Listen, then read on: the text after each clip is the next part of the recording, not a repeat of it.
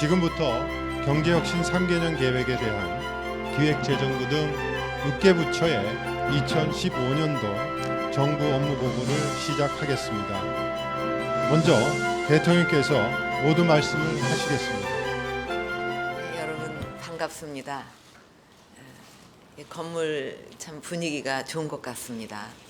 그리고 오늘부터 2015년 정부 업무 보고를 시작을 하게 되는데 매년 있는 정부 업무 보고지만 2015년에 이 정부 업무 보고는 참 남다르게 중요하다 하는 그런 그 마음에 뭐랄까 큰 사명감을 갖게 됩니다. 올해 업무 보고는 경제혁신 3개년 계획, 통일준비, 국가혁신, 국민행복 등 4개 주제로 나누어서 부처 간 협업 방식으로 진행을 하게 됩니다. 정부 정책에 대해서 국민의 체감도를 높이기 위해서는 부처별, 정책별로 따로따로 추진하는 것은 사실 이 시대에 별로 의미가 없는 것 같습니다.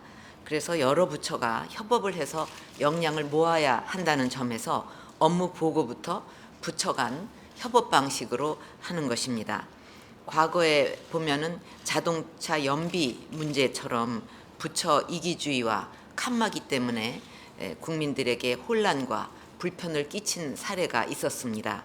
반면에 고용부와 복지부가 따로따로 그 고용과 복지 서비스를 하다가 작년부터 고용복지 플러스 센터를 설치해서 통합적으로 서비스를 제공하니까 국민들의 만족도가 크게 높아졌습니다.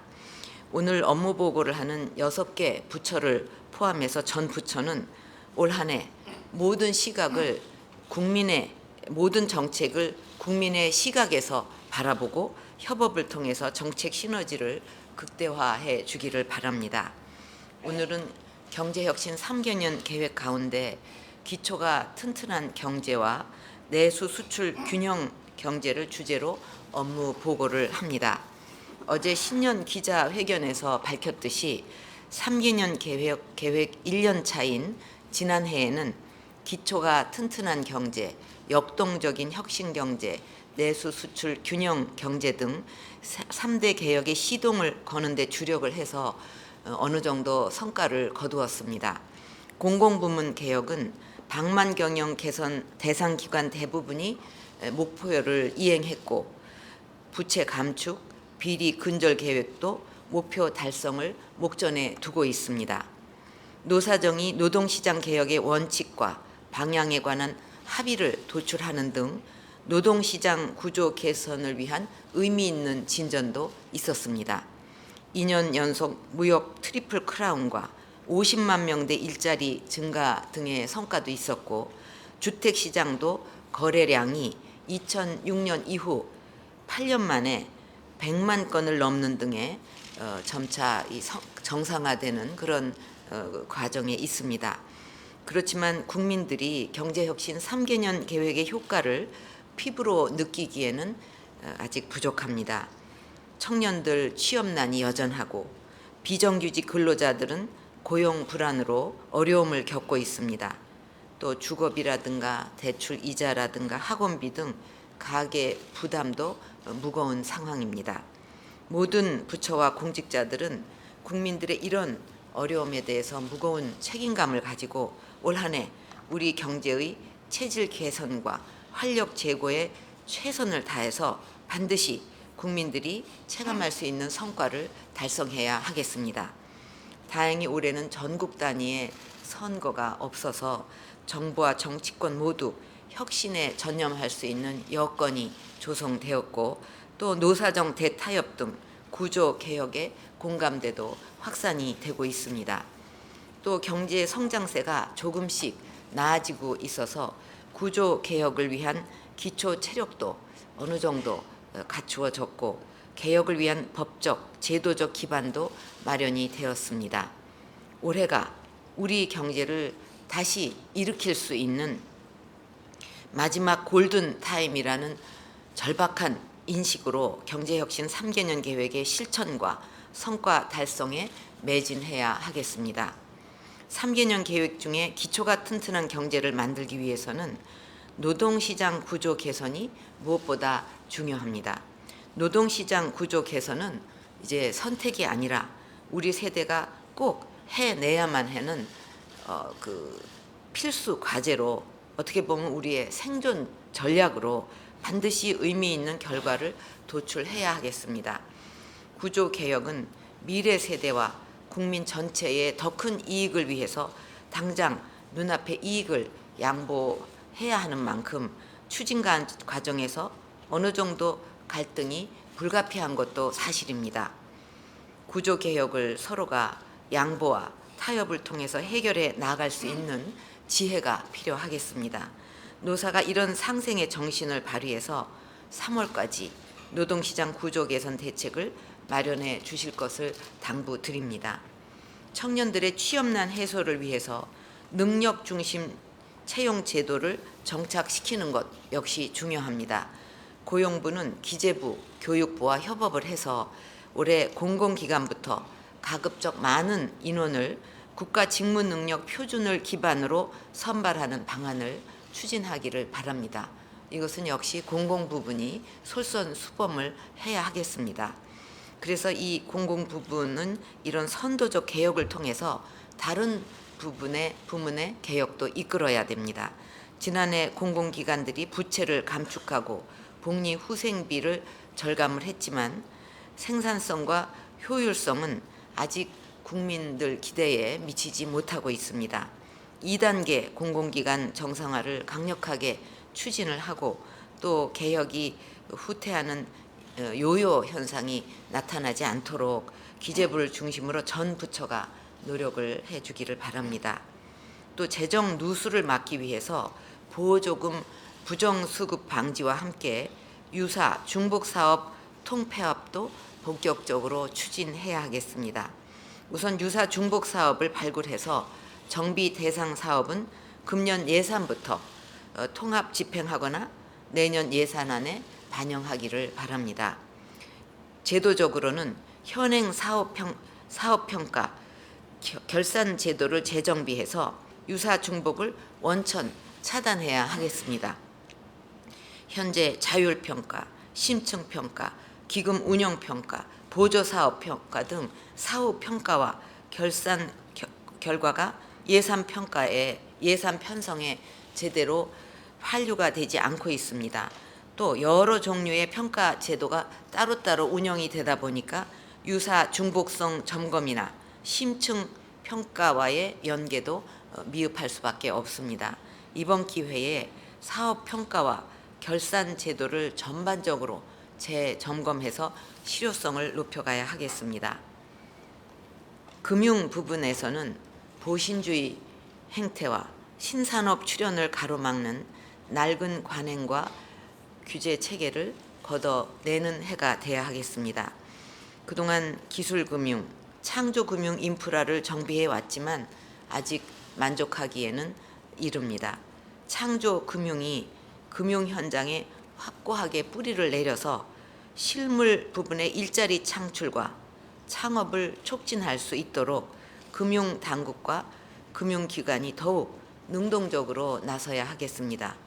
우리나라의 IT 기술 또 인프라는 세계 최고 수준이지만 금융산업은 글로벌 핀테크 경쟁에 뒤처지고 있습니다. IT와 금융의 융합을 가로막는 낡은 규제를 과감하게 혁파를 해서 금융산업을 창의적이고 혁신적인 신산업 성장으로 육성을 해야 하겠습니다. 기초가 튼튼한 경제를 위해서는 대중소기업 상생을 통한 시장경제 원칙 확립도 중요합니다. 공정거래위원회를 중심으로 시장 감시를 강화해서 시장경제 원칙을 확립해야 합니다.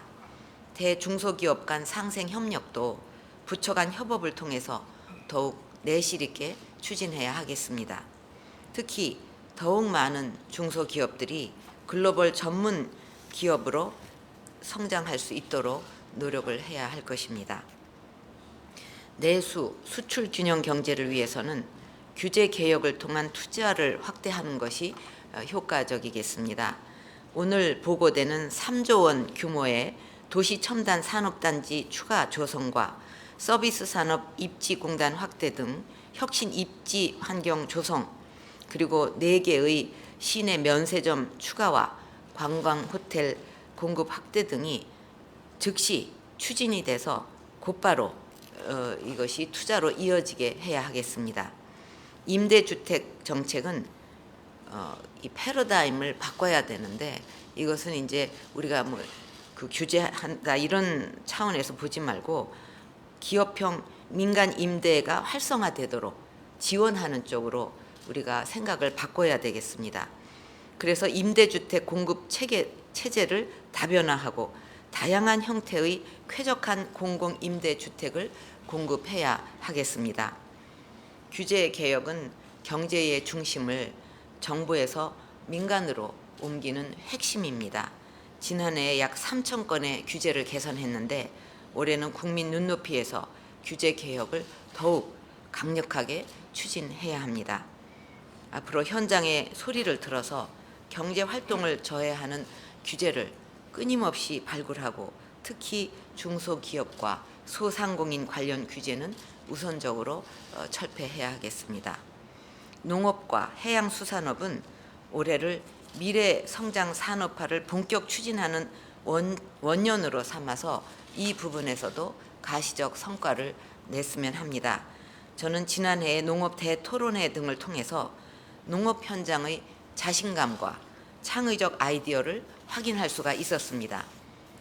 여기에 이 정부의 적절한 지원이 더해진다면 전통 분야인 농수산업에서도 얼마든지 신산업을 육성하고 6차 산업화를 이루어갈 수 있을 것입니다.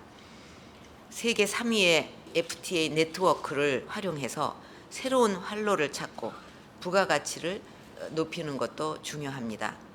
FTA가 농업에 기회를 줄 수 있고, 또 그것이 실제적으로 인식이 될 수 있도록 지난해 우리가 쌀 관세화 과정에서도 농민들을 설득했던 그런 노력을 농식품부를 중심으로 해서 범부처적으로 협업해서 계속하기를 바랍니다.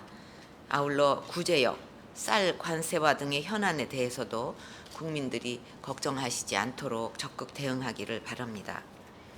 잘 아시다시피 경제혁신 3개년 계획은 지난해 G20 정상회의에서 가장 우수한 성장 전략으로 평가를 받았습니다. 그것은 세계가 우리의 계획을 주목하고 있고 그 가능성을 인정하고 있다는 것입니다. 이제 우리가 해야 할 일은 3개년 계획을 차질 없이 이행을 해서 성과도 1위로 만들어내는 것입니다. 여러분이 3개년 계획의 성공을 위해 사명감을 가지고 일할 때 국민들께 약속드린 희망의 새 시대가 열린다는 점을 명심하고, 또 이 3개년 계획에 우리 대한민국의 30년이 달려있다는 것을 우리가 항상 마음에 새기고 올 한 해 혼신의 힘을 다해 주시기를 바랍니다. 감사합니다. 대통령 감사합니다. 다음으로 업무 보고를 진행하겠습니다.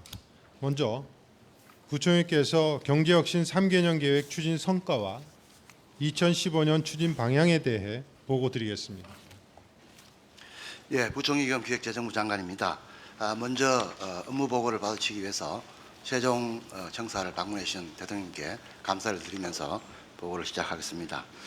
오늘은 경제혁신 3개년 계획의 3대 추진 전략 중에서 기초가 튼튼한 경제와 또 내수 수출 균형 경제를 중심으로 보고를 드리도록 하겠습니다. 이 보고 드릴 순서는 그간의 추진 경과, 지난해 주요 성과 평가, 그리고 금년도 추진 방향 순입니다. 정부는 경제 제도약과 국민 행복을 위한 경제혁신 3개년 계획을 차근차근 실천해 왔습니다.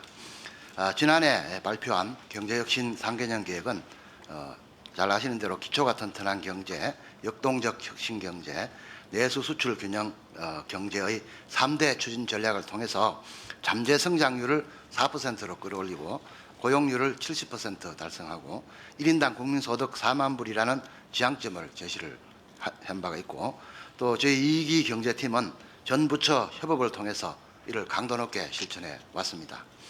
그 결과 혁신의 이 성과가 조금씩 나타나고 있습니다.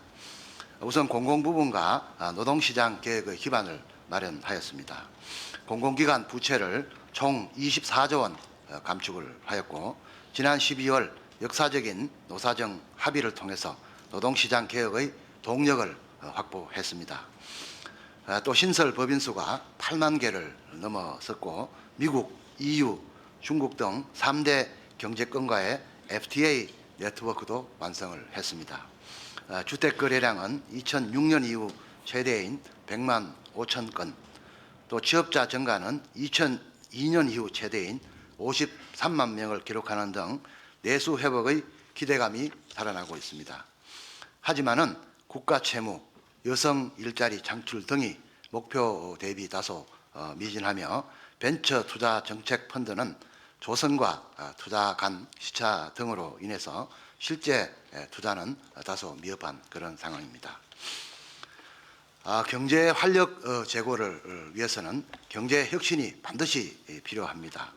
우리 경제가 점차 나아지고 있다고는 하나, 인력, 금융 부분의 이 구조적 문제가 경제 활력 회복을 저해하고 있습니다.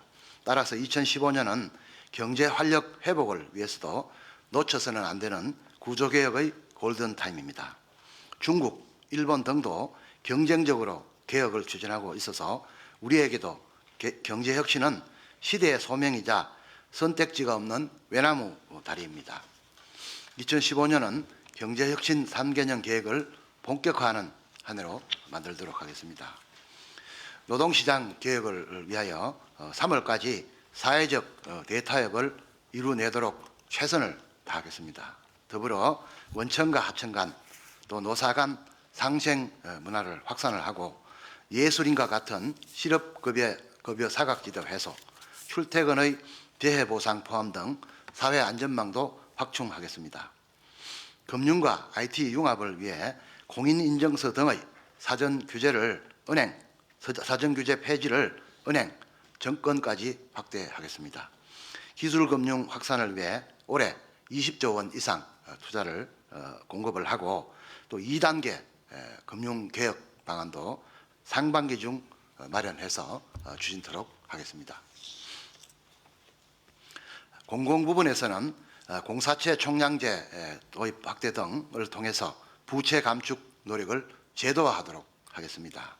성과 연봉제 적용 확대, 임금 피크제 활성화 등 노동시장 개혁에 공공부문이 솔선수범하도록 하겠습니다. 유사 중복 사업의 통폐합 600건 목표를 당초에는 2017년까지로 되어 있었습니다만은 2016년으로 1년 앞당겨 달성을 해서 재정 효율을 달성을 하겠습니다. 계약학과를 2014년 52개에서 70개로 확대하는 등 현장에서 필요한 인재를 양성하겠습니다. 시장경제 질서 확립을 위해 하도급 대금 지급 관행 조사를 TV, 홈쇼핑 등으로 확대하고, 또 못 받아서 못 주는 이런 순차적 대금 미지급 문제 해소를 위해서 1, 2차 협력업체를 조사한 다음에 혐의 발견 시에는 바로 상위 업체에 조사를 하는 등의 새로운 방식을 도입을 하도록 하겠습니다.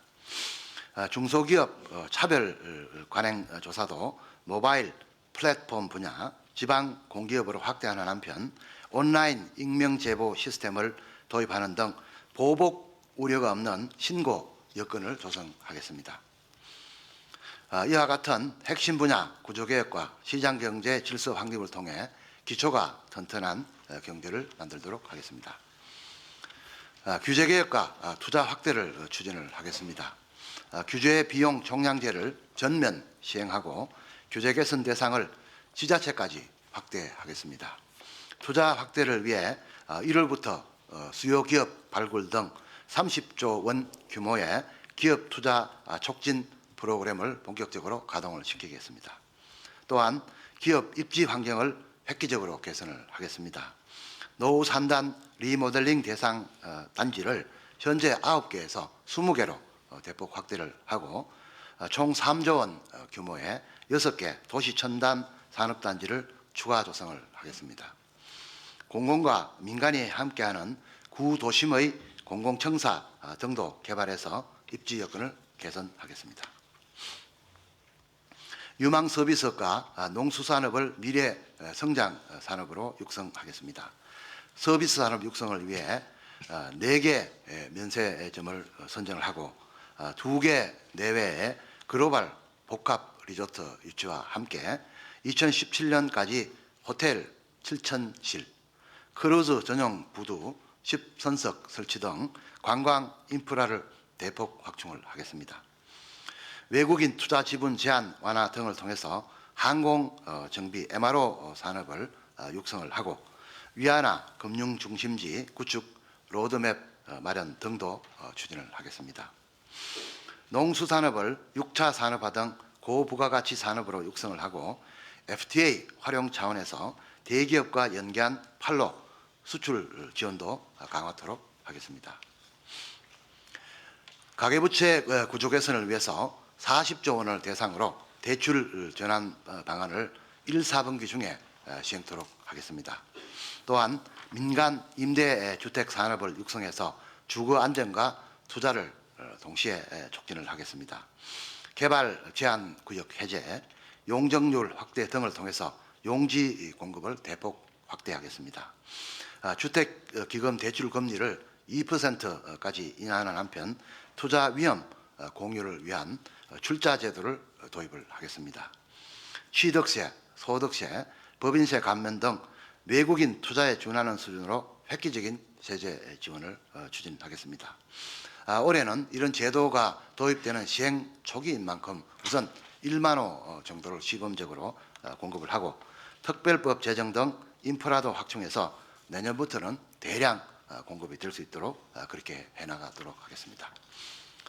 일학습 병행제 참여 기업을 지금 현재 한 2,000개 됩니다마는 3,000개 이상으로 확대를 하고 시험모 중심 보육 체제 개편, 공공부문 콜센터 우수 사례 확산 등 전환형 시간 선택제 일자리 활성화 등을 통해서 청년과 여성의 고용도 확대해 나가겠습니다. 지금까지 말씀드린 투자 여건 확충, 소비 기반 확대, 청년 여성 고용 활성화를 통해서 내수와 수출 간 균형 경제를 만들도록 하겠습니다. 2015년에는 국민들이 변화의 바람을 체감할 수 있도록 하겠습니다. 지금 가계가 소득 정체로 굉장히 어려움을 겪고 있기 때문에 가계 소득 증가율 목표를 4.7%로 새롭게 선정을 해서 체감 가능한 성과 지표로 관리를 하겠습니다. 지금 최근에 작년에는 한 3.8% 정도 가계 소득이 증가됐을 걸로 추정을 하고 있습니다만은 확충을 해서 가계가 좀 나아지도록 그렇게 하도록 하겠습니다. 이렇게 해서 잠재 성장률 4%, 고용률 70%, 1인당 국민소득 4만 달러로 가는 여정을 앞당기는 그런 2015년을 만들도록 하겠습니다. 경제혁신 3개년 계획 국민과 함께 반드시 이뤄내도록 하겠습니다. 감사합니다. 감사합니다. 다음으로 고용노동부 장관께서 보고 드리겠습니다.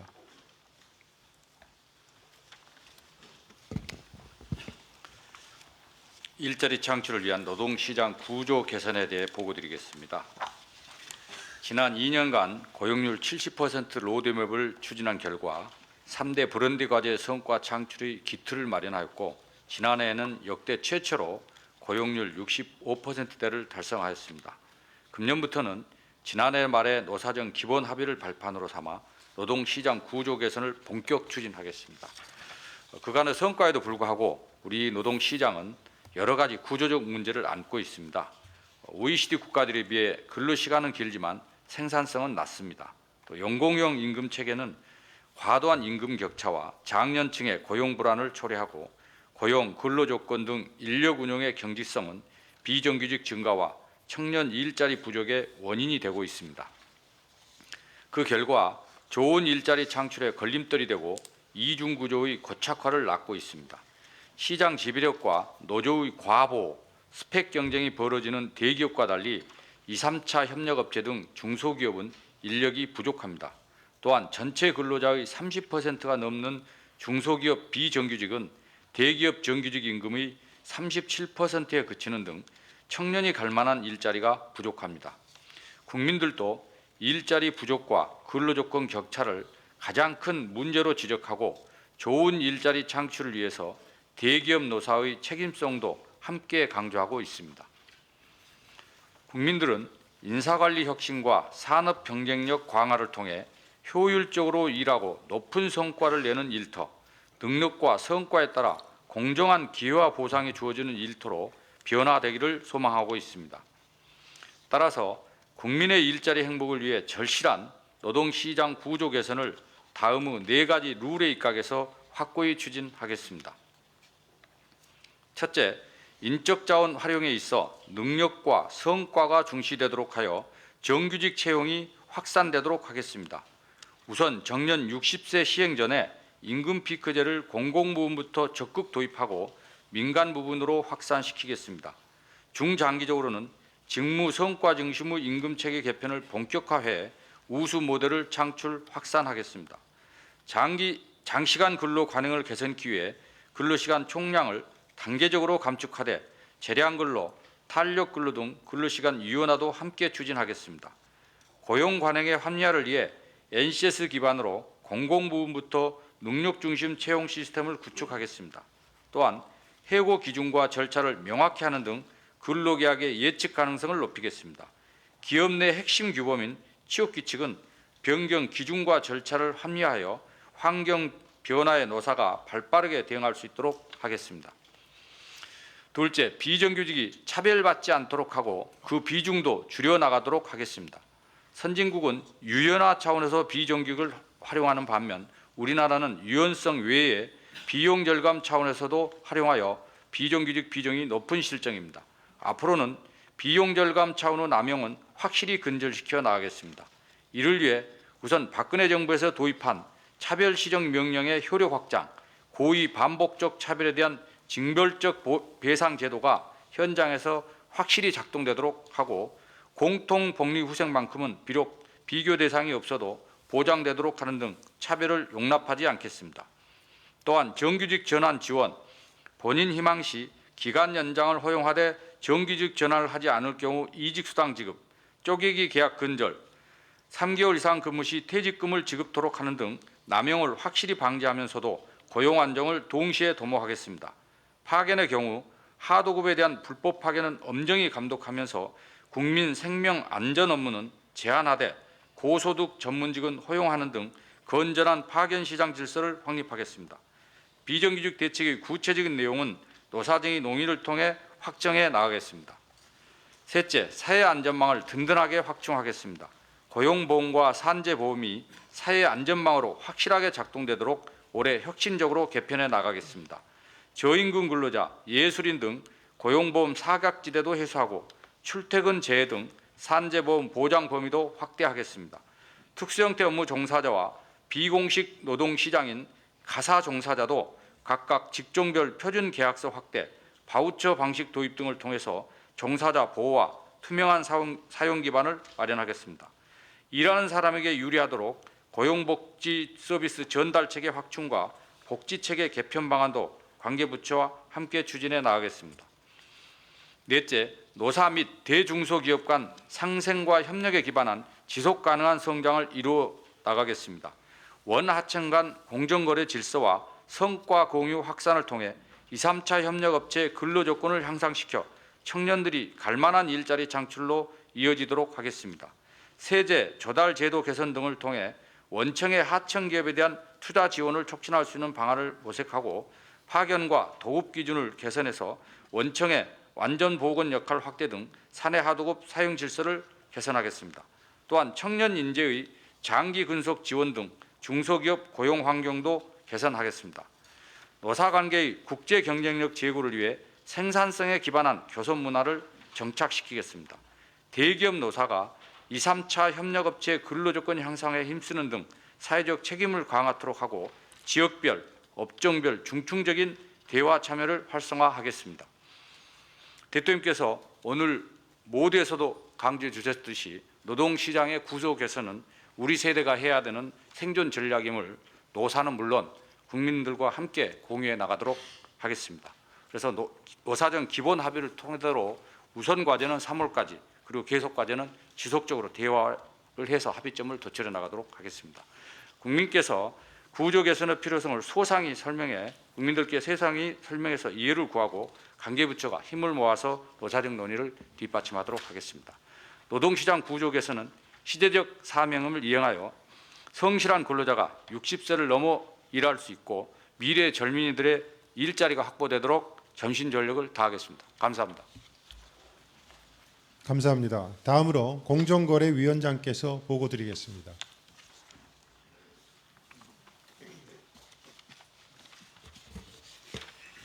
공정거래위원장입니다. 대중소기업 간 불공정 거래 관행 개선을 통한 시장경제 질서 확립 방안에 대해서 보고드리겠습니다. 보고 순서는 추진 배경 및 성과, 핵심 과제 추진 계획이 되겠습니다. 중소기업은 우리 경제의 근간이며 특히 상당수의 중소기업들이 대기업과의 거래에 크게 의존하고 있습니다. 중소기업의 자생적 성장과 경쟁력 있는 기업 생태계 구축을 위해서는 대중소기업 간 불공정 거래 관행이 반드시 시정되어야 합니다. 공정거래위원회는 지난 2년간 불공정 거래 관행 개선을 위해 적극 노력해 왔습니다. 그 결과 불공정 거래를 경험한 중소기업의 수가 평균 30-40% 감소하고 대리점 분야 거래 관행이 크게 개선되는 등 긍정적인 시장 변화가 나타나기 시작했습니다. 그러나 현장의 고질적 불공정 거래 관행은 아직 남아 있으며 현장 체감도도 미흡합니다. 우선 하도급 유통 등 대중소기업 간 거래에서 불공정 행위가 여전하고 중소기업에 대한 부당한 차별과 배제도 지속되고 있습니다. 또한 피해를 입은 중소업체가 대기업의 보복을 우려하여 신고를 기피하는 문제가 있으며 대기업의 상생 협력에 대한 인식이 부족한 실정입니다. 이러한 문제에 대한 맞춤 처방을 통해 공정한 거래 문화를 정착시켜 나가겠습니다. 올해 공정위는 대중소기업 간 불공정 거래 관행을 개선하기 위해 시장 감시 강화 등 4가지 핵심 과제를 적극 추진해 나가겠습니다. 첫 번째 핵심 과제는 불공정 거래 빈발 분야에 대한 시장 감시 강화입니다. 먼저 원활한 하도급 대금 지급 관행을 정착시키겠습니다. 우선 건설, 의류, 기계 등 대금 지급 관련 민원이 빈발한 업종을 중심으로 순차적 대금 미지급 문제 해소를 위해 1, 2차 협력업체를 우선 조사하고 윗단계 혐의 발견 시 상위업체에 대한 점검을 병행하는 한편 현금성 결제 비율을 높이도록 지속적으로 유도하겠습니다. 또한 공공부문부터 공정한 대금 지급이 이루어지도록 정부계약 관리 시스템인 하도급 지킴이 사용을 활성화하겠습니다. 다음으로 유통, 가맹, 대리점 분야의 불공정 관행을 건절하겠습니다.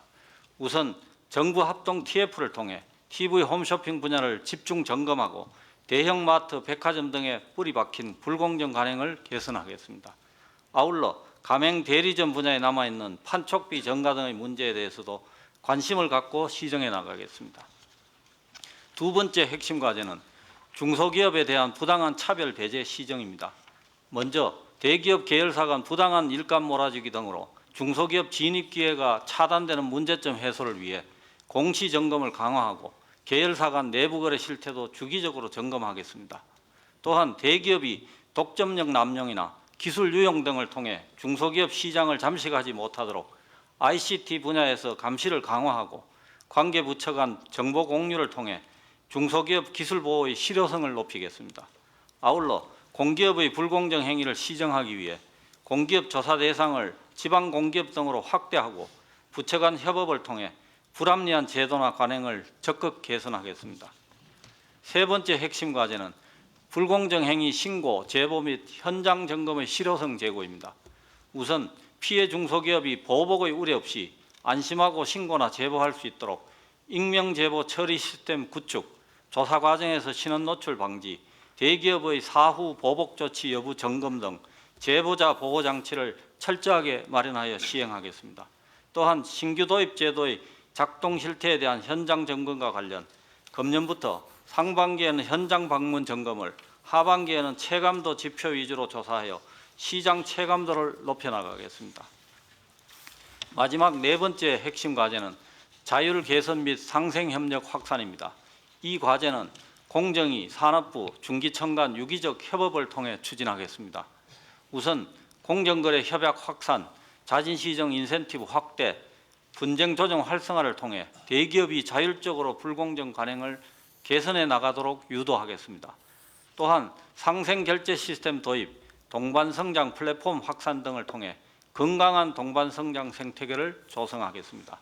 끝으로 대중소기업 해외 동반 진출을 활성화하고 R&D 자금과 판로에 대한 지원 규모를 확대하는 등 상생협력 지원 시책도 착실하게 추진하겠습니다. 공정거래위원회와 관계부처는 올 한 해 앞서 보고드린 4대 핵심 과제를 차질 없이 추진하여 중소기업인들이 거래 관행 개선의 성과를 체감하는 원년으로 만들겠습니다. 감사합니다. 감사합니다. 다음으로 국토교통부 장관께서 보고드리겠습니다.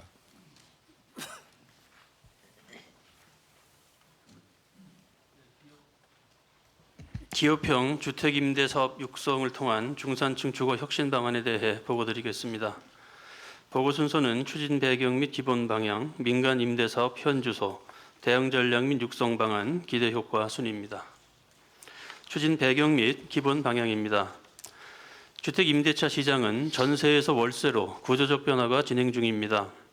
이에 따라 전세 공급은 감소하고 월세가 증가하고 있으며 전세값이 집값의 70% 수준에 육박하는 등 국민들의 주거비 부담이 늘어나고 있습니다. 특히 중산층은 주거지원 사각지대에 놓여 있습니다.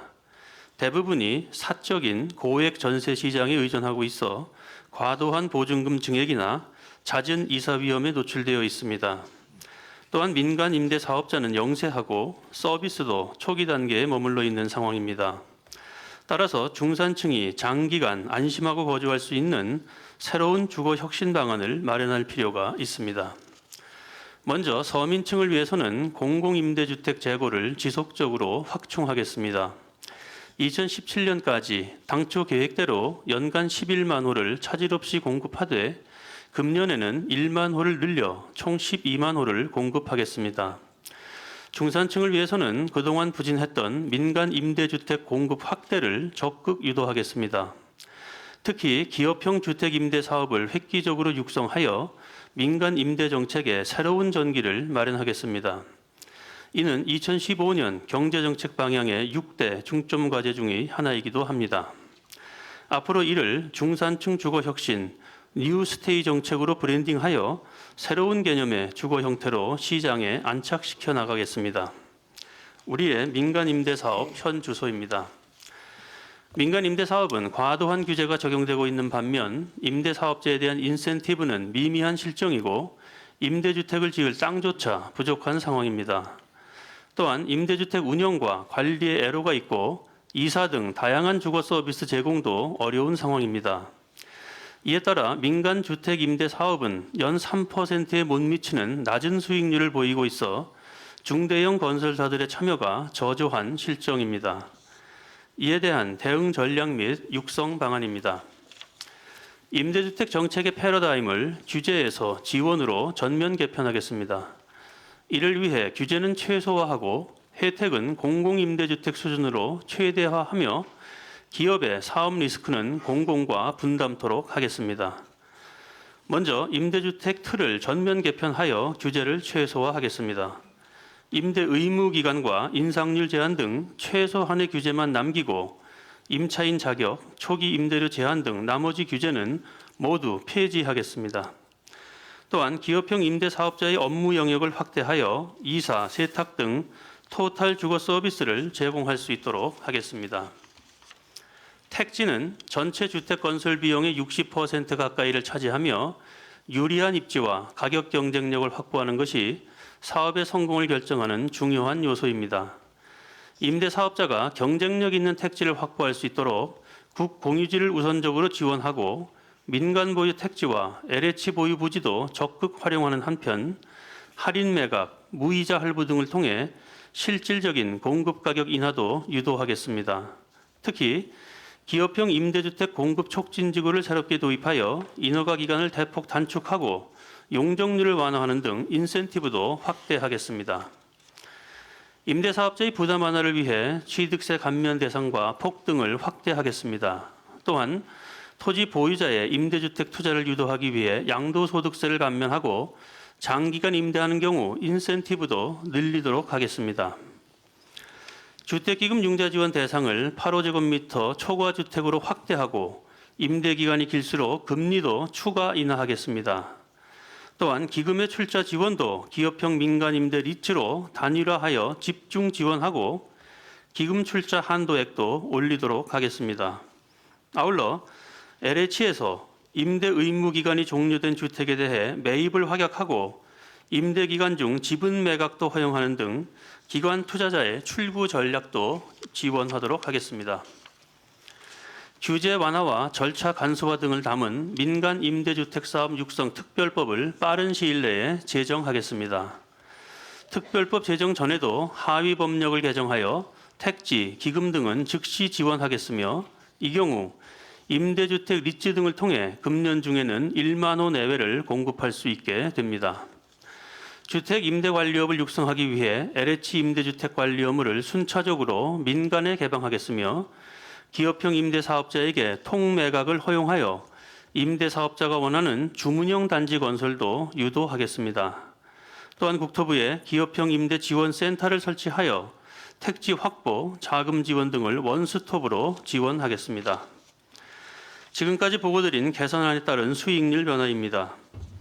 용적률 완화, 택지 지원, 세제 지원 등의 효과로 사업 수익률과 출자 수익률 모두 민간이 요구하는 최소 수익률 5%를 초과하게 되어 건설사와 출자자의 적극적인 참여가 기대됩니다. 마지막으로 기대 효과입니다. 먼저 전월세 시장의 안정이 기대됩니다. 전세 거주자를 민간 임대주택으로 유도하여 전세 수요가 감소하게 되고 민간 임대주택 재고가 증가하여 임대차 시장의 안정 기반도 강화됩니다. 중산층의 선택 폭도 확대됩니다. 대기업 브랜드의 임대주택 출시로 중산층이 전세 외에 양질의 월세주택에도 거주할 수 있게 되어 임대차 시장의 구조 변화에 효과적으로 대응할 수 있습니다. 우리 경제의 활력 증진에도 기여하게 됩니다. 기업형 민간 임대 사업 등 새로운 사업 기회를 제공함으로써 건설 산업은 신성장 동력을 찾게 되고 이와 관련한 신규 일자리도 창출되게 됩니다. 국토교통부는 2015년에 더 많이 듣고 고민하고 협업하여 중산층 주거 혁신을 반드시 이루어내도록 하겠습니다. 이상으로 보고를 마치겠습니다. 감사합니다. 다음으로 농림축산식품부 장관께서 보고 드리겠습니다. 네, 농식품 분야의 경제혁신 3개년 계획인 농업의 미래성장산업화 실천 계획에 대해서 보고 드리겠습니다. 보고 순서는 지난해의 농정평가와 금년도의 정책 방향 그리고 농업의 미래성장산업화 실천 계획입니다. 지난해 농정평가입니다. 농업계 내외부와 진정성 있는 소통을 통해서 쌀관세화와 한중 FTA 등 주요 현안을 무리 없이 마무리했습니다. 보조금 유용 등 비정상 사례 차단을 위해서 경영체 DB를 구축하고 6차 산업화와 수출 등에서 작지만 성과를 창출을 하면서 새로운 도약의 불씨를 살렸습니다. 올해 농정 방향입니다. 우리 농업이 전면적인 개방화 체제에 편입되어서 많은 분들이 걱정을 하고 있지만은 ICT 기술의 발전과 농업의 새로운 가치 발견 등으로 우리 농업에는 가능성과 희망이 있습니다. 금년에는 경제혁신 3개년 계획의 실천에 모든 역량을 집중함으로써 위기를 기회로 만들겠습니다. 농업의 미래성장 산업화를 위한 5대 실천 과제 중 먼저 6차 산업화로 일자리와 부가가치를 창출하겠습니다. 지난해 6차 산업 경영체 증가라든지 로컬푸드 등에서 다양한 성공 사례가 창출되었습니다. 금년에는 지역 중심의 6차 산업화와 경영체별로 맞춤형 지원을 해서 효과적이고 속도감 있게 추진하겠습니다. 이를 위해서 6차 산업화 융복합지구와 전문 펀드 조성 그리고 관련 부처와의 협업을 통해서 지역 농업의 6차 산업화를 촉진을 하고 포스몰 활성화라든지 농수산물 홈쇼핑, 로컬푸드 직매장 등을 통해서 온라인과 오프라인 직거래를 활성화하겠습니다.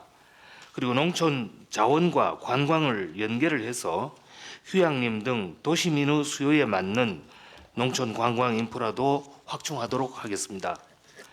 둘째는 농식품 산업을 첨단화하고 조직화, 규모화해서 경쟁력을 높이겠습니다. ICT 융복합, 전력 경영체 육성 등으로 생산성이 향상되고는 있습니다만은 아직도 선진국에는 미치지 못하는 수준입니다.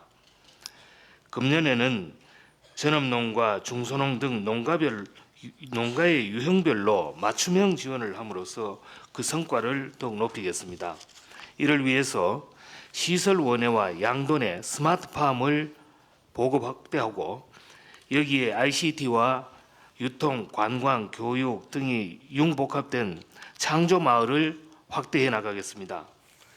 쌀 관세화에 대응해서 전력 경영체를 확대하고 밭농업은 한중 FTA에 대응해서 주산지 중심으로 기반을 정비하고 기기화를 지원하겠습니다. 또한 농업 수입 보장 보험 도입 등을 포함해서 농업 경영과 소득 안정 장치도 강화하겠습니다. 셋째, 현장형 정예 인력을 육성하겠습니다. 우리 농업의 기술 수준이 높아지고 있지만은 농고나 농대생 농업 기피로 정예 인력 확보가 어렵습니다. 금년에는 첨단 기술을 활용할 수 있는 현장 중심의 전문 인력 양성과 창의적 인재의 창업 지원에 박차를 가하겠습니다. 이를 위해서 농고, 농대의 직업 전문학교 기능을 강화하고 스마트폰 등을 활용해서 현장 에러를 실시간으로 해결하는 시스템도 도입하겠습니다. 젊은이들의 창업 촉진을 위해서 임대농지 등을 우선 지원하고 선도농과 마이스터 등을 활용한 도제식 교육을 활성화하는 한편 농업 분야에도 벤처 생태계를 활성화하겠습니다. 수급 전망에 근거한 체계적인 농업 인력 육성 방안을 마련하고 농업 인력 중개센터를 활용해서 노동력의 미스매치 문제를 완화하도록 하겠습니다. 넷째는 FTA를 활용해서 농식품 수출을 확대하겠습니다. 지난해 농식품 수출이 상대적으로 높은 신장세를 기록했습니다마는 여전히 수출 기반이 취약하고 비관세 장벽도 높습니다. 금년에는 우리 농업 분야에서도 확대된 FTA의 성과를 같이 누리기 위해서 농업과 기업의 상생 협력을 강화하겠습니다. 이를 위해서 고품질 프리미엄 농식품을 중심으로 전략 품목을 선정 육성하고 맞춤형 전략으로 FTA 체결국을 적극 공략하겠습니다. 관계부처와 함께 농식품 수출 기업의 현장 애로 사항을 해소 지원하고 할랄 시장 진출 확대라든지 해외 온라인 교두보 구축 등 차별화된 마케팅을 추진하겠습니다. 수출 개척 협의회를 통해서 기업의 유통망을 적극 활용하고 농업과 기업의 상생 협력을 뒷받침하는 제도도 마련하겠습니다. 마지막으로 젊은이들이 찾아오는 행복한 농촌을 만들겠습니다. 농촌의 정주 여건이 많이 개선되고 있으나 도시에 비해서는 열악한 상황입니다. 금년에는 주민 참여와 관계부처 협업을 통해서 농촌을 매력 있는 삶의 공간으로 만들겠습니다. 이를 위해서 기술 지도와 함께 주택, 교육, 일자리 지원 등을 강화해서 젊은 층의 귀농 기촌을 촉진하겠습니다.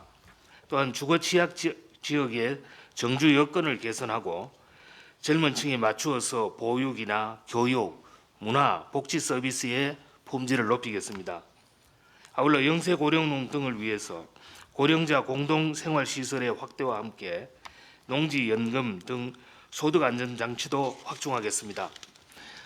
우리 농업 농촌은 개방하러 재도약과 쇠퇴의 중요한 기로에 서 있습니다.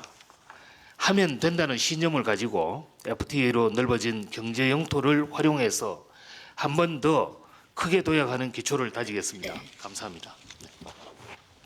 감사합니다. 마지막으로 해양수산부 차관께서 보고드리겠습니다.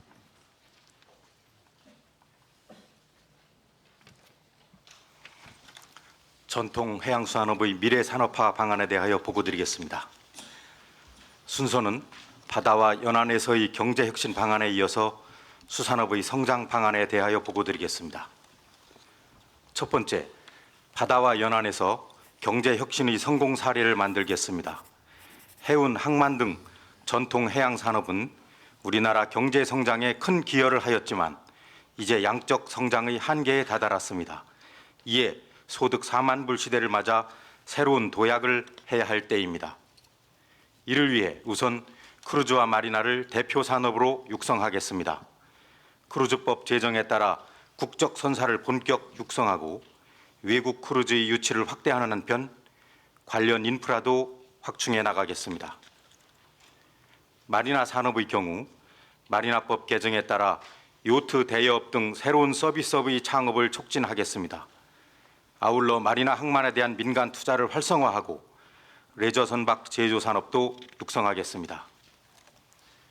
다음, 해양 공간을 경제 활성화의 거점으로 변화시키겠습니다.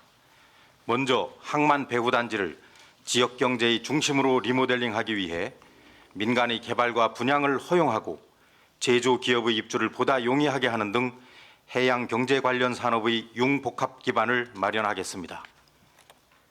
각종 규제 개선을 통해 연안에서 보다 자유로운 경제 활동을 촉진하겠습니다.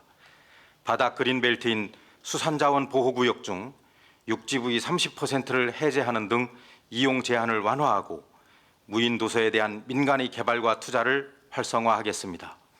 아울러 공유수면도 더욱 편리하게 이용할 수 있도록 하겠습니다.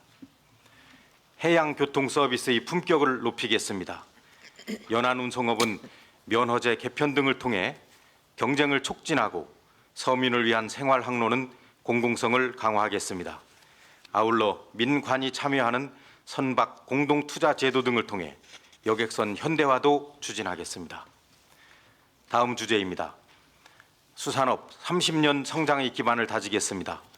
지난 30여 년간 시장 개방, 자원량 감소 등으로 어려움에 처한 수산업은 수출, 유통, 가공 등 혁신 과제를 추진하여 새로운 활로를 모색하겠습니다. 먼저 수출에서 수산업의 미래를 찾겠습니다. 현재 수산업의 수출 규모는 약 21억 불 수준이며 2017년까지 30억 불을 달성하겠습니다. 이를 위해 우선 디자인과 브랜드 역량을 강화하겠습니다. 아래 그림에서 보시는 바와 같이 미역, 고등어, 어묵 등의 성공 사례를 더 많이 만들어내겠습니다. 또한 Kfish, 어식백세 등 통합 브랜드를 마련하고 우리나라 대표 수산 박람회를 육성하여 아시아 3대 박람회의 하나로 만들어 나가겠습니다. 수출 시장도 다변화하겠습니다. 한중 FTA를 기회로 중국 시장에 참치와 같은 프리미엄 제품을 직수출하고 내륙 시장의 유통망도 확보해 나가겠습니다. 해외 앵커샵 등을 확대하여 남미 등은 물론 선진국의 새로운 시장 진출도 적극 지원하겠습니다. 가공과 종자 산업을 수출의 든든한 지원군으로 육성하겠습니다. 생산 단계부터 가공이 가능하도록 산지 인프라를 확충하고 도매 시장은 전시, 관광 등의 복합 공간으로 바꾸겠습니다. 천일염, 젓갈 등 전통식품의 가공 산업을 육성하면서 수출 기반이 되는 우량 종자 개발에도 힘쓰겠습니다. 다음, 대를 잇는 젊은 수산업으로 구조를 개혁하겠습니다. 양식 산업은 50년 만에 면허 제도를 개편하고 어촌의 청년 창업을 활성화하기 위한 제도 개선도 추진하는 등 수산업의 진입 장벽을 대폭 낮추겠습니다.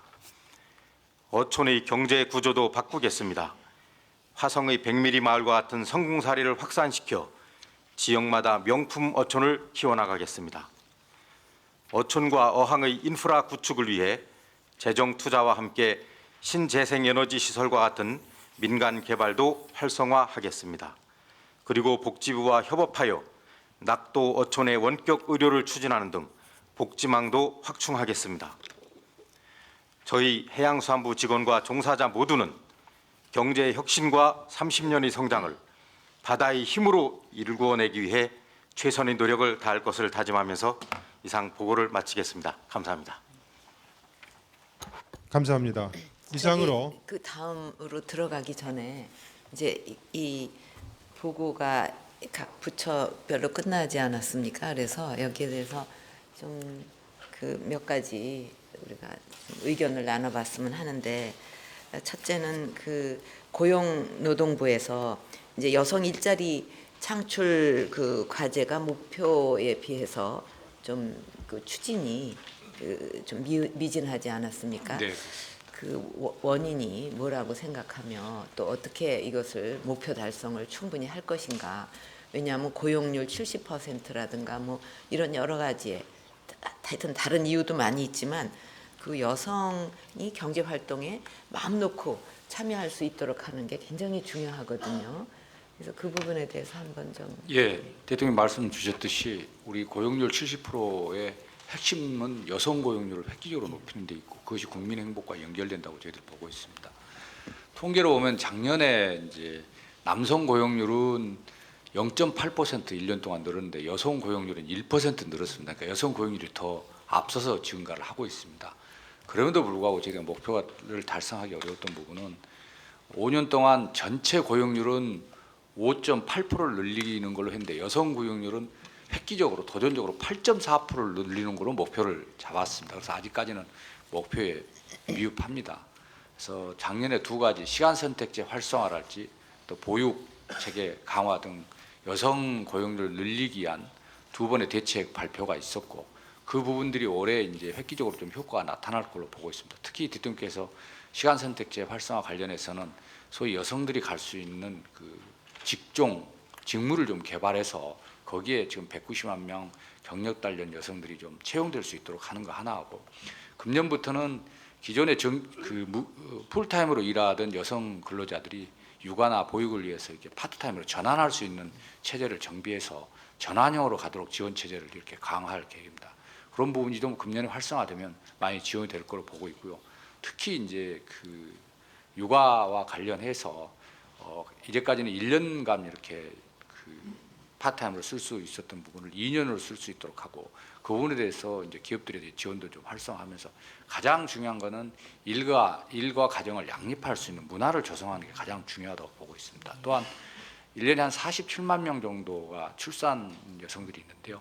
이 리스트를 전부 저희가 받아서 그 기업들에게 출산 휴가뿐만 아니라 육아휴직 또는 특히 근로시간 단축을 통해서 일과 가정이 양립될 수 있도록 개별 지도를 강화해서 금년은 좀 획기적으로 여성 고용률을 높여줄 수 있도록 그렇게 대책을 강화하도록 하겠습니다. 우리가 이제 보육이나 이런 데 대해서 좀 많이 그 예산을 쓰면서 노력을 기울이고 있지 않습니까? 네네. 이제 그런 정성은 좋은데 그 이제 우리 여성의 입장에서는 그것이 이렇게 쓰였으면 더 효율적일 텐데, 뭐 예산을 많이 이렇게 하는 건 좋지만 우리 입장에서는 이렇게 좀 쓰였으면 일가정 양립이라든가 이런 데 더 도움이 될 거다, 그렇게 생각하는 부분이 있을 것 같습니다. 그래서 그것도 좀 그 여성들 현장의 목소리를 많이 들어서 같은 예산을 쓰더라도 기왕이면 그 여성 입장에서 더 그 자신의 어떤 그 성취나 양육을 하는데 도움이 되는 방향으로 해주면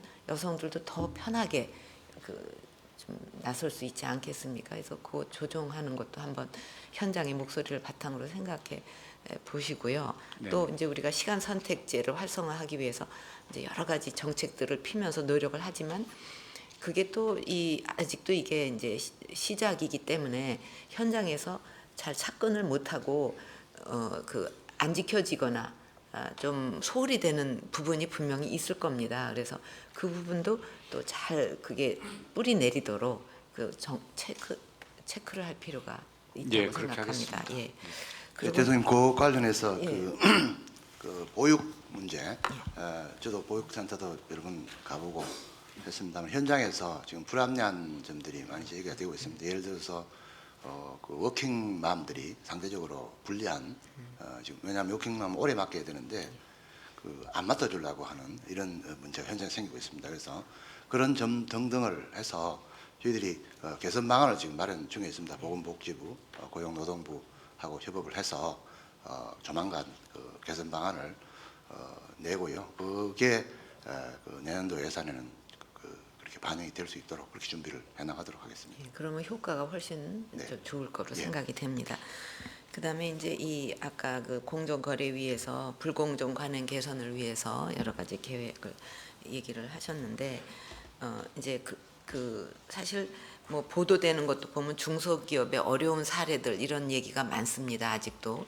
근데 실제로 이제 해외 순방에도 가보고 이러면 그냥 혼자서는 나가기가 어려운데 중소기업이 협력업체 한 100개랑 같이 나가고 그래서 같이 협력을 하면서 상생하는 그런 사례도 많고 또 이렇게 그 우리한테 알려지진 않았지만 국내에서도 상생 협력의 사례가 생각보다 많다고 봅니다. 그래서 우리 그 대기업들이 상생 협력에 열심히 해가지고 어떤 그 사회적으로 그 인정을 받아서 더 정말 거기에 열의를 갖고 그런 상생 협력의 노력을 할 수 있도록 공정거래위가 그 모범 사례도 적극 발굴해서 세상에 알리고 독려하고 격려하고 그럴 필요도 있다고 생각을 합니다.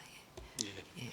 저희가 지금 그 저기 주로 중기청이나 그 산업부를 중심으로 해가지고 그런 이제 상생협력 해외 나가는 프로젝트를 추진하고 있습니다.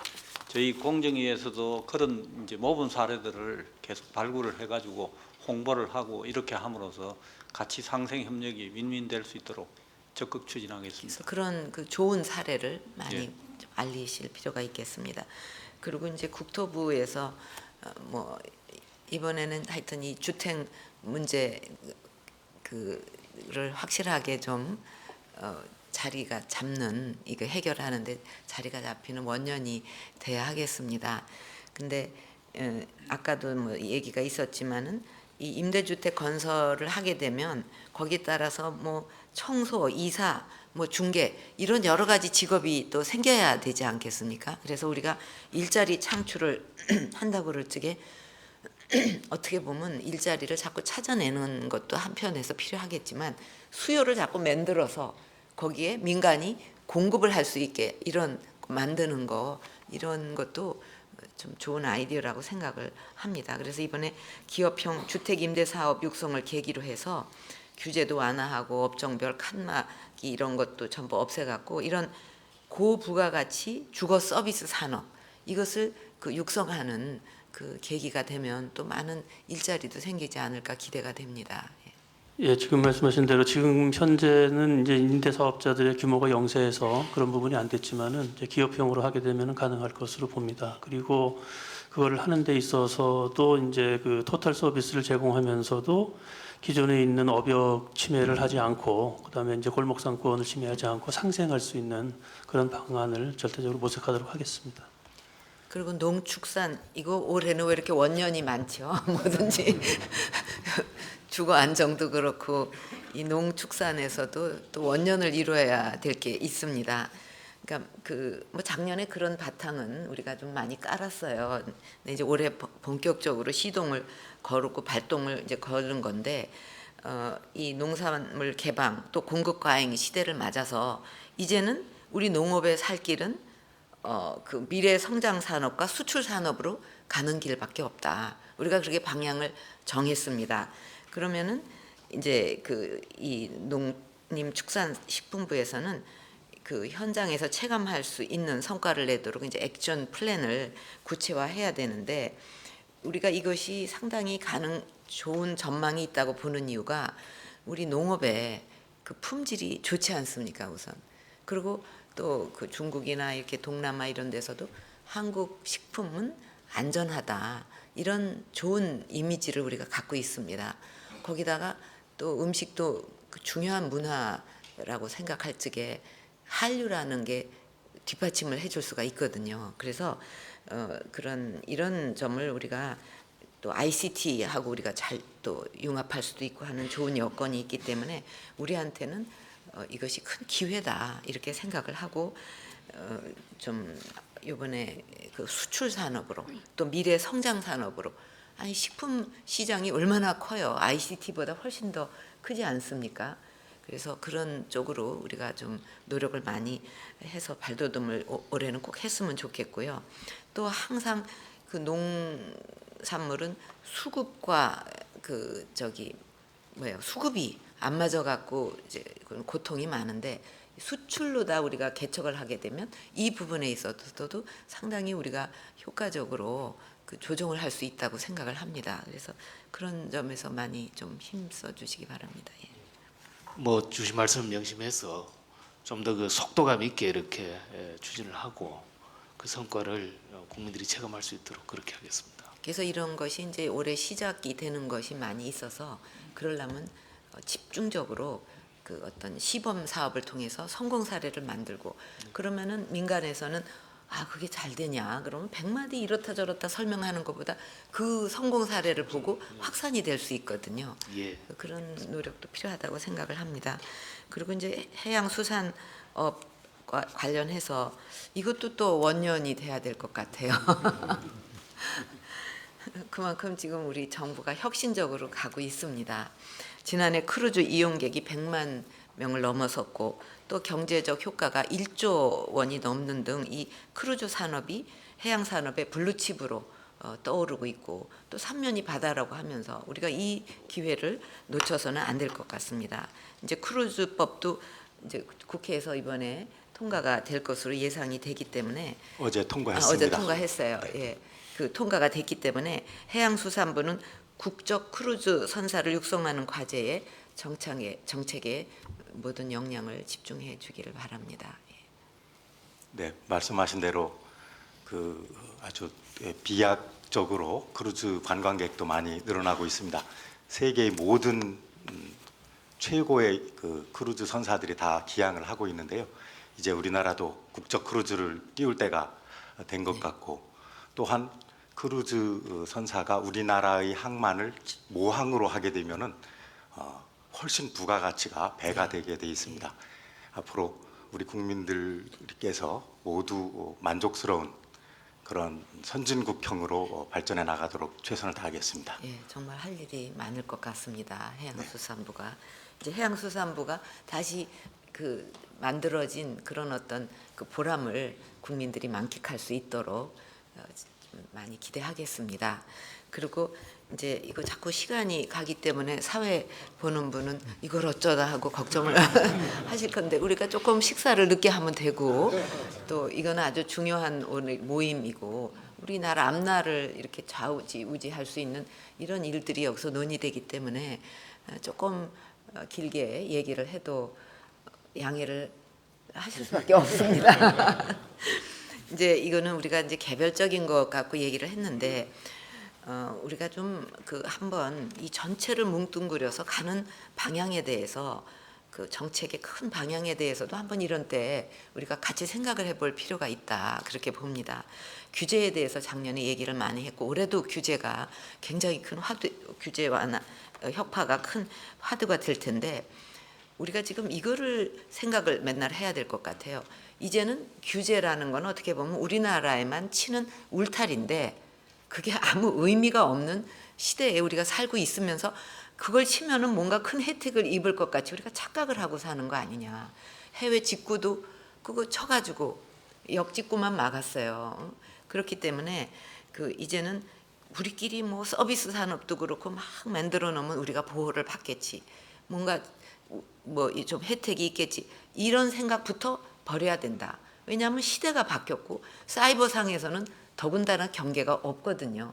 이제 소비도 다 소비자가 세계를 상대로 하게 되는 거기 때문에 그 금융도 마찬가지죠. 지금 우리나라 경쟁력이 뭐 20몇이다 하는데 금융 경쟁력은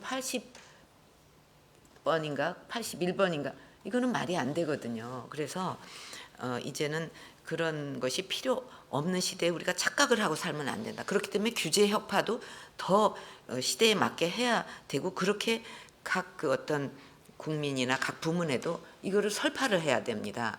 그리고 그러려면 이제 그 다 문 열어놓고 어쩔 거냐. 그러니까 ICT나 어떤 융합이나 기술 이걸 갖고 경쟁력을 갖고 우리가 과감하게 뚫고 나가야지 보호를 받으려고 하면 안 된다. 단 우리 정부의 역할이라는 것은 이거 이제 풀어질 수밖에 없는 상황에서 풀고 그 대신에 그 기술이나 융합이나 또는 뭔가 그런 데에 도움이 필요한 쪽을 적극적으로 우리가 정성을 다해서 민간을 지원을 하고 열어줘야 된다. 그런 쪽으로 우리 마인드가 바뀌어야 되지 않을까 생각을 합니다. 그리고 이제 그 작년에 FTA가 여러 개가 체결이 됐는데 그게 꽉 그냥 어떤 거는 9년 이상 막혀가지고 한 발짝도 못 나가고 이렇게 돼서 국가 간의 사이까지 벌어지게 됐어요. 이 경제 문제로.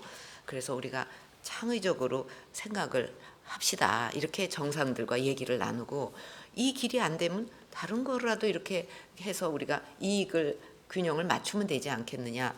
그래가지고 서로 이렇게 마주보고 있던 문제를 이렇게 되면은 상생이 되고 우리나라에도 좋고 예를 들면 카나다에도 좋다. 이런 결론을 아주 창의적으로 내가지고 이렇게 서로 마주보던 상황에서 같이 바라보게 우리가 그거를 노력을 해서 만들어냈습니다.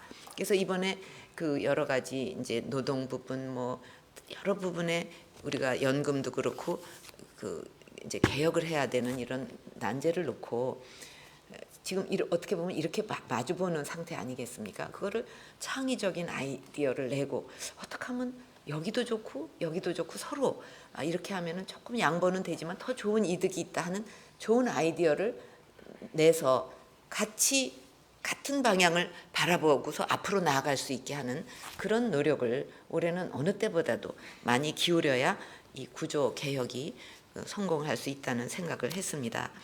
그리고 그 지자체 규제가 우리가 아무리 중앙에서 노력을 해도 사실은 거기에서 다 해결을 해줘야 되거든요. 작년에 우리가 어떻게 길을 뚫었느냐 하면 상공회의소라든가 이런 데서 뭐 지도도 만들고 이렇게 하지 않았습니까? 그래서 사실 지자체도 가장 중요한 게 선출이 되는 지자체장도 일자리 많이 만들어내는 게 가장 아마 절실한 문제일 겁니다.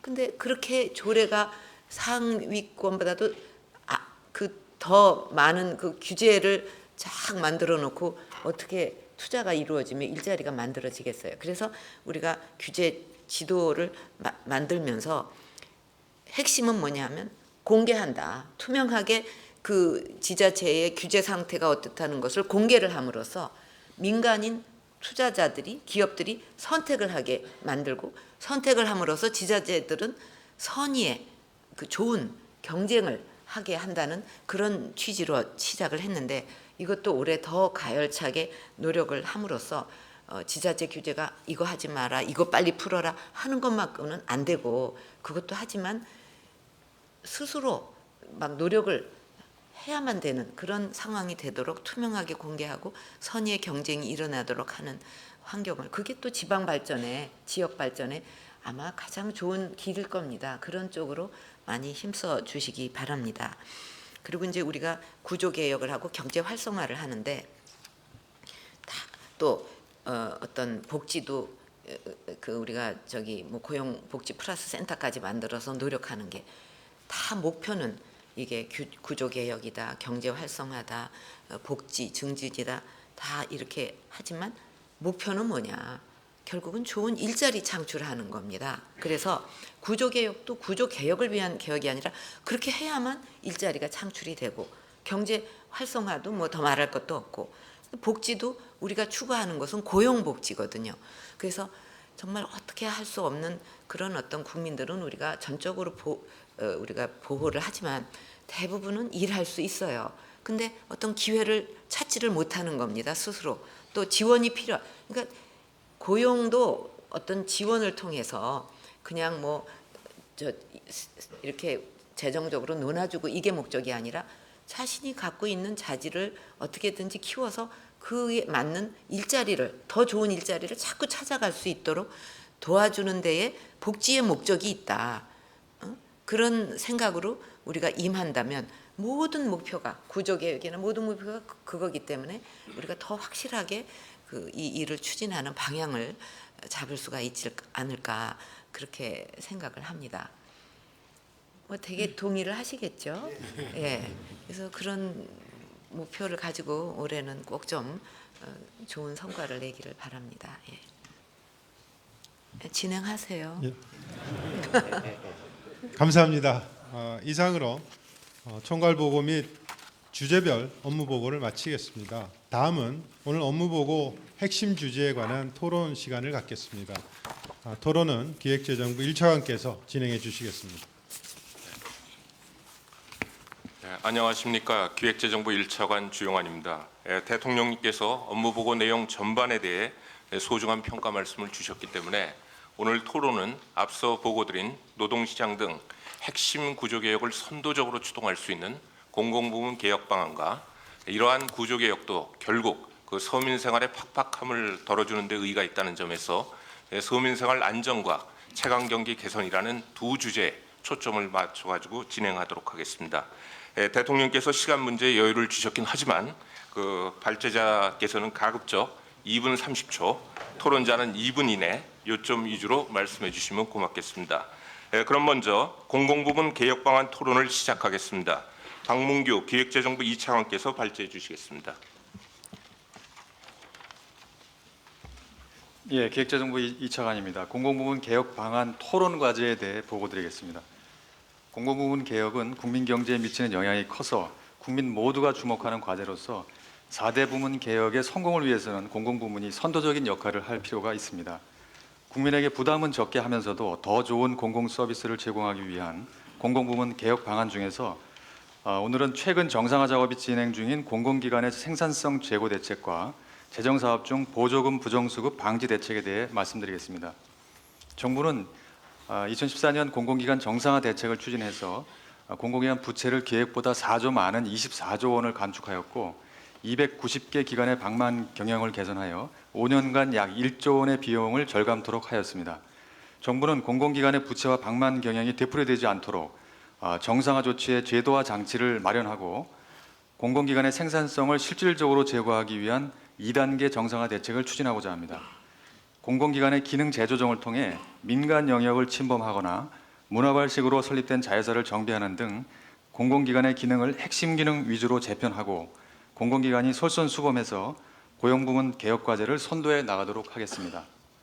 우선 공공기관의 기능 재조정을 위한 기능 개편 계획을 금년 4월까지 수립하고 특히 주택, 도로, 철도 등 SOC 분야, 그리고 문화예술 분야, 농림수산 분야를 중심으로 중점 정비해 나가겠습니다. 또한 공공기관의 신설과 출자회사의 설립에 대한 관리를 강화하고 시장성이 있는 기능은 민간과 경합하지 않도록 정비하겠습니다. 또한 고용부문 개혁을 선도하기 위해서 성과연봉제와 임금 피크제를 확대하며 자동 근속 승진제를 개선하는 등 임금 체계를 성과에 연동되도록 개편하겠습니다. 또한 비정규직의 정규직 전환도 강화해 나가겠습니다. 다음으로 재정 보조금의 부정 수급 방지 대책에 대해 말씀드리겠습니다. 2015년 예산을 편성을 하면서 유사 중복 사업을 300개 이상 정비하고 예산 구조 조정을 하였으나 보조금 사업 중에는 아직도 허위 청구, 목적의 사용 등 부정수급 사례가 끊이지 않고 있습니다. 이는 관리체계의 미흡과 미약한 벌칙이 주된 원인이라 하겠습니다. 이에 대응하여 정부는 작년 12사 국고보조금 부정수급 종합대책을 마련한 바 있습니다. 올해에는 이 대책들을 통해 보조금의 누수를 획기적으로 차단하는 이것도 원년이 되도록 하겠습니다. 12사 보조금 부정수급 방지 대책의 주요 내용은 보조금 사업을 사전, 집행, 사후 단계로 나눠서 전 과정에서 철저한 관리 감독 체계를 구축하는 것입니다.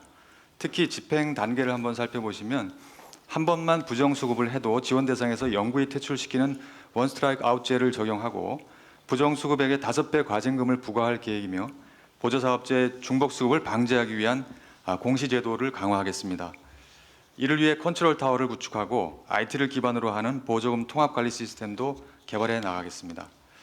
공공부문 개혁은 국민에 대한 의무이자 우리 미래를 위해 반드시 해야 할 일입니다.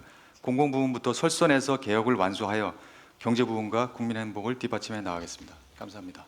네, 방 차관님 감사합니다. 그럼 먼저 공공기관 기능 조정과 관련해 오랫동안 공기업 경영 평가를 해오신 동국대학교 곽채기 교수님께서 현장 경험을 바탕으로 왜 지금 이 시점에서 기능 조정이 절실하고 또 중점적으로 추진해야 될 분야가 어딘지 말씀해 주셨으면 합니다. 앞으로 공공기관 기능 조정은 생산성 제고와 함께 부채 감축 효과를 촉진하고 궁극적으로는 새로운 성장 동력을 창출할 수 있는 방향으로 추진해야 합니다. 이런 관점에서 볼 때 현재 많은 누적 부채를 안고 있는 LH, 한국수자원공사, 한국철도공사 등 SOC 기관을 대상으로 과잉 기능을 조정하는 노력을 집중적으로 전개할 필요가 있습니다. 첫째로 현재 공기업 부채의 38%를 안고 있는 LH는 사업 구조 및 기능 조정이 가장 필요한 기관입니다. 우선 LH는 본사 조직을 슬림화하고 현장 중심 조직으로 조직 구조를 전면적으로 개편할 필요가 있습니다. 특히 LH 핵심 목적 사업인 임대주택 사업을 대상으로 사업 범위를 조정하고 일하는 방식을 개편할 필요가 있습니다. 이를 위해 LH와 지방 공기업 그리고 민간 부문 간 기능 조정이 필요합니다. 또한 LH가 임대주택을 직접 공급하는 방식보다는 임대주택 바우처 제도를 활용해서 민간 임대시장과 민간 활력을 적극적으로 활용할 필요가 있습니다. 둘째로 수자원공사는 과거 산업기지개발공사 시절부터 해왔던 단지 조성 사업을 조기에 종료하고 해외 사업도 재검토할 필요가 있습니다. 또한 중장기적으로는 광역 상수도 사업과 지방 상수도 사업을 통폐합해서 이를 수개별 경쟁 체제로 개편하면 물산업 분야에서 새로운 성장 동력을 창출할 수 있습니다. 이런 기반을 마련하는 구조조정도 필요하다고 봅니다. 셋째로 철도공사의 경우에는 자회사 및 출자회사의 포커스를 맞춰서 사업 구조조정 활동을 전개할 필요가 있습니다. 현재 철도공사는 8개 자회사, 15개 출자회사를 보유한 지주회사 형태의 거대한 기업 집단을 형성하고 있습니다. 따라서 경영성과가 저조한 자회사와 출자회사에 대한 구조조정을 적극적으로 추진할 필요가 있다고 생각합니다. 이상입니다. 네, 곽 교수님 말씀대로 기능조정을 하다 보면 이제 가장 문제가 인력과 조직 변화가 아닌가 싶습니다. 그래서 이제 추진 과정에서 노사 모두의 반발과 저항이 예상이 되는데요. 공공기관 운영위원이신 곽태철 변호사님께 이 부분에 대해 좋은 말씀 부탁드리겠습니다. 비정상의 정상화란 이름으로 부채 감축, 방만 경영 해소를 위한 1단계 공공기관 기획작업의 성과에 대해서는 다소 미흡하지만은 나름 긍정적 평가를 받고 있다고 생각합니다. 그러나 공공기관의 기획 작업은 이에 그칠 수는 없는 것이고 공공기관들이 그 본래의 설립 목적을 달성할 수 있도록 박차를 가는 후속 작업이 반드시 필요합니다. 공원법도 공공기관에 대한 기능조정이라는 이름으로 공공기관이 수행하는 기능의 적정성을 점검하고 기관 통폐합, 기능 재조정 등에 관한 계획을 수립, 집행하도록 의무화하고 있습니다. 지난 정권에서도 공공기관 추진 계획이라는 이름으로 민간 경합 기능이나 비핵심 기능의 폐지 축소, 유사 중복 기능 조정, 출자회사 매각 등 기능 조정 계획을 수립하고 집행했지만 별반 성과를 얻지 못했다는 것이기 때문에 기능 조정과 관련된 추가적 개혁 작업은 불가피하다고 봅니다. 그런데 이러한 기능 조정은 작년에 이루어진 부채 감소 및 방만 경영 해소와는 그 차원이 다르다고 생각합니다. 1단계 개혁 작업은 비정상적인 것을 정상적으로 돌린다는 충분한 명분이 있었고 여론의 전폭적 지지를 배경으로 최고 정책 결정권자의 강력한 의지가 반영되었기 때문에 성과를 나름대로 얻었다고 봅니다. 그러나 기능 조정은 조직 축소, 인원 감축 등이 수반되는 고통스러운 과정이기 때문에 관계자들의 반발이나 저항이 그 차원이 다를 수밖에 없다고 봅니다. 이처럼 어려운 기능 조정이란 과업을 성공시키기 위해서는 관계자들이 자발적 참여를 반드시 이끌어내야 한다고 봅니다. 해당 공공기관의 존립 목적을 잘 살펴 공공성과 기업성을 조화시킬 수 있는 기능 조정의 필요성과 그 개선 내용의 합리성이 담보되어야 하고 이를 바탕으로 주무부처, 해당 공공기관 및 여론의 공감을 얻어야 하겠습니다. 충분한 소통과 대국민 홍보를 통한 공감이 없이 과거 시도된 정책과 별반 다를 바 없는 내용을 포장만 바꾸고 시행하게 된다면 지난 정권에서 실패한 과정을 또다시 되풀이할 수밖에 없는 그런 상황이 될 것 같습니다. 구체적으로 본다면 해당 공공기관을 관할을 하는 주무부처 간 기능 조정이 먼저 이루어져야 한다고 봅니다. 그 과정에서 어떤 갈등이라도 표출된다면 이를 조정할 수 있는 적극적 리더십이 요구되고 이러한 관심을 통해 업무 영역 조절과 기능 조정에 관한 강한 추진력이 확보될 것입니다. 끝으로 공공기관의 개혁이라고 하는 정책의 성공을 위해서는 관계자의 자발적 동의나 행정 지도를 통해서 해결할 수도 있지만 경우에 따라서는 규제적 구속적 성격을 강하게 갖는 수단도 필요할 수 있습니다. 그리고 이러한 수단에 대해서는 법률적 근거가 필요하기 때문에 이에 대한 입법적 뒷받침을 병행하는 것이 매우 중요하다고 생각합니다. 감사합니다. 네, 결국 세상이 바뀌는 데 따라 가지고 기능과 사업 구조를 노사 스스로 조정할 수 있도록 유인 구조를 만들고 또 강력히 실행하도록 하는 것이 관건이 아닌가 싶습니다. 다음으로 국고보조금 부정수급 방지 대책에 대해 이야기를 나눠보도록 하겠습니다. 한국행정연구원 권호성 박사님께 정부 대책에 대해 민간의 시각에서 평가를 부탁드립니다. 네, 보조금 부정수급 문제는 오랫동안 반복적으로 이슈화되어 만성적 문제로 부각되어 왔습니다. 그러나 그간 정부 대책은 매우 단편적이고 임시 방편적이었습니다. 그러나 최근 정부가 발표한 국고보조금 부정수급 방지 대책은 과거 정부와 확연히 다른 매우 강력하고 근본적인 대책이라고 생각합니다. 우선 부정수급이 근본적으로 근절되기 위해서는 적절한 예방 시스템 그리고 적발 시스템 그리고 처벌 수단이 종합적으로 마련돼야 한다고 생각합니다. 이번 정부 대책은 이 세 가지 측면에서 모두 균형감 있는 조치라고 생각됩니다. 특히 고의로 1회 이상 부정수급 시 향후 보조 사업 참여를 영구히 금지하는 원 스트라이크 아웃 제도 등을 통해서 보조금을 부정수급하면 일벌백계 하겠다는 정부의 강력한 의지를 보여준 것은 이제 보조 사업에 대해서 정부가 철저히 관리를 하겠다는 분명한 메시지를 국민들에게 전달하는 조치라고 생각합니다. 다만 R&D 등에 대한 정부 출연금 그리고 면세유 등에 부과한 조세 감면 등의 실질적 보조금이 지금 약 한 60조 원 정도 달하는 상황입니다.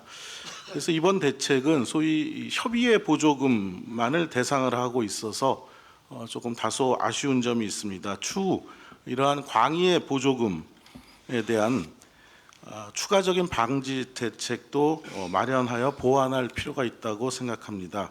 아울러 대책 자체도 물론 중요하지만 관련 법령 개정 등 후속 조치가 보다 중요하다고 생각합니다.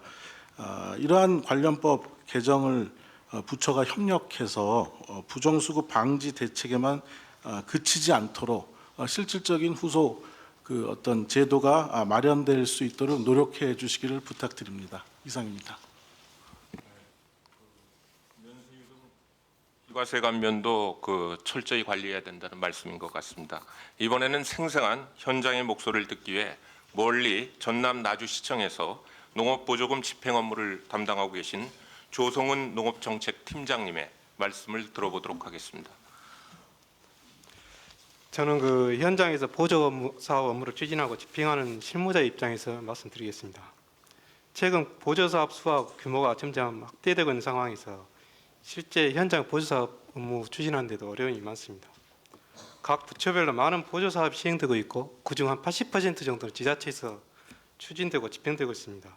지자체에서는 국고 보조 사업뿐만 아니라 시도비 보조 사업, 시군 자체 사업 등 수많은 보조 사업들이 깔때기처럼 모이다 보니까 사업 종류가 너무 많고 사업 시행 기준도 매우 복잡하게 돼 있어서 지자체 실무자들은 소위 매뉴얼 홍수 속에 빠져가지고 사업 집행상 혼선이 발생하고 보조 사업 전반에 대해 제대로 알기 어려운 경우도 많이 있습니다. 농식품부 같은 경우는 1990년대부터 사업 시행 지침서 형태로 보조 사업에 대한 통합 지침 등이 마련되어 있었지만 일부 보조 사업, 다른 분야의 보조 사업 같은 경우는 그런 통합 지침이라든지 사업 시행 지침이 없는 경우도 가끔 있습니다.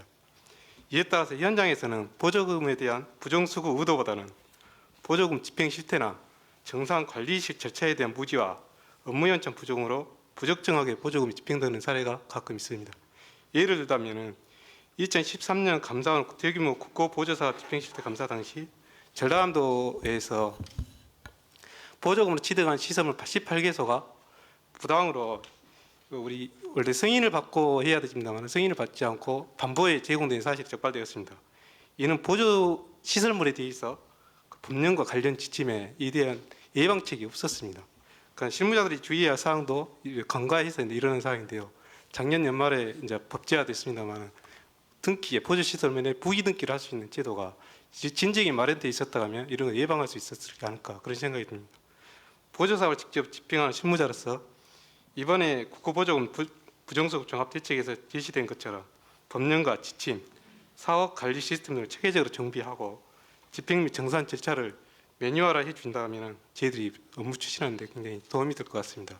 이런 대책이 이번 대책으로 끝나지 않고 끝까지 잘 이행될 수 있도록 점검도 해주시고 지도를 해주시면 고맙겠습니다. 이상입니다. 생생한 의견을 들었습니다. 중앙정부 차원에서 보고하는 무언지 노영욱 기재부 재정관리관께서 간략히 설명해 주시면 고맙겠습니다.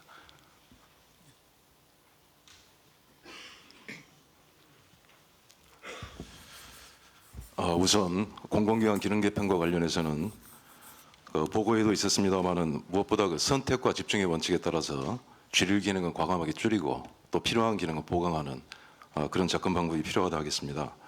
앞으로 제 일정에 대해서 말씀을 드리면은 이달 안에 2단계 공공기관 개혁 방향에 대해서 그 방안을 마련을 하고 금년 4월 말까지는 구체적인 공공기관의 그 기능 조정 방안을 수립하도록 하겠습니다. 그래서 금년 안에 국민적 관심이 높은 SOC, 문화, 농림 분야에 대한 구조조정을 먼저 정비해 나가도록 하겠습니다. 그리고 이 과정에서 관계부처와 전문가가 참여하는 기능점검 자문단을 설치해서 기능조정 작업이 차질 없이 진행되도록 지원해 나가겠습니다. 그 앞서 그 토론 과정에서 권호정 박사님이 보조금의 R&D 출연금에 대한 대책도 필요하다고 말씀을 하셨는데 지금 현재 관련 부처 합동으로 R&D 전반에 대해 신청 평가를 진행 중에 있습니다. 금년 상반기 중에는 종합적인 R&D 혁신 방안을 마련해서 보고 드리도록 하겠습니다. 그리고 그 비과세 감면에 대해서도 금년부터 그 300억 이상 연간 그 금액의 비과세 감면의 경우에는 예비 타당성 제도를 신규로 도입하도록 되어 있습니다. 그 신청 평가와 함께 비과세 감면에 대한 관리도 철저히 해 나가도록 하겠고요. 그리고 보조금과 관련해서 작년 말에 발표한 바 있는 그 보조금 부정수급 대책 그것의 후속 조치, 즉 그 관련 법령의 개정이라든가 통합 지침, 매뉴얼 이런 것도 조속히 저희가 추진을 하도록 하고요. 일선 공무원들의 그 교육도 강화를 해서 집행 현장에서의 혼선을 그 최소화해 나가도록 하겠습니다. 그리고 대통령님께서 그 모두 말씀에서 강조하신 바 있는 아주 복잡하고 그 중복이 되어 있는 각종 재정평가 사업 제도에 대해서도 올해 안에 스마트한 평가 제도로 바꿔가지고 재정의 성과 관리를 한층 더 강화해 나가겠습니다. 그 아울러 유사 중복 사업의 통폐합 같은 경우도 그 땡겨서 그 조기에 달성을 하도록 하겠고요. 이 재정 전반 모든 분야에 대한 그 전면적인 개혁을 통해서 국민의 아까운 세금이 한 푼도 헛되이 쓰이지 않도록 노력해 나가겠습니다. 감사합니다. 네, 감사합니다. 조성은 팀장님 만족이 되셨습니까? 예, 이상으로 첫 번째 토론을 마치겠습니다. 예, 그러면 다음으로 서민생활 안정과 체감경제 개선을 위한 토론을 시작하겠습니다. 한국개발연구원 김준경 원장님께서 발제해 주시겠습니다.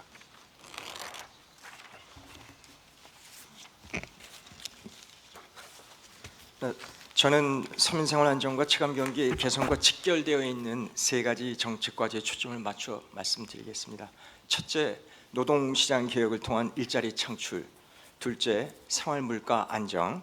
셋째, 주거 안정을 위한 임대주택 활성화 순서로 말씀드리겠습니다. 첫째, 청년 일자리 창출을 위해서는 노동시장의 이중 구조와 연공서열형 임금 체계를 해소하고 학력 중심에서 능력 중심으로 변화해야 합니다. 일자리 창출을 위한 노동개혁의 일환으로서 일학습 병행제가 추진되고 있으며 전반적으로 긍정적인 평가를 얻고 있습니다. 무엇보다도 NCS의 올바른 정책을 바탕으로 확실한 성공 사례를 만들고 이를 홍보 확산해 나가야 할 것입니다. 경제혁신 3개년 계획 국민점검반이 작년 12월에 현장 점검해 보니 NCS 개발 단계에서 전문가 부족으로 직무 분석이 미흡한 채 훈련 프로그램이 운영되고 있는 경우도 있는 것이 확인되었습니다. 한 기업 실무자는 기업은 축구 선수를 원하는데 훈련 프로그램은 모든 구기 종목을 가르친다라고 말하기도 했습니다.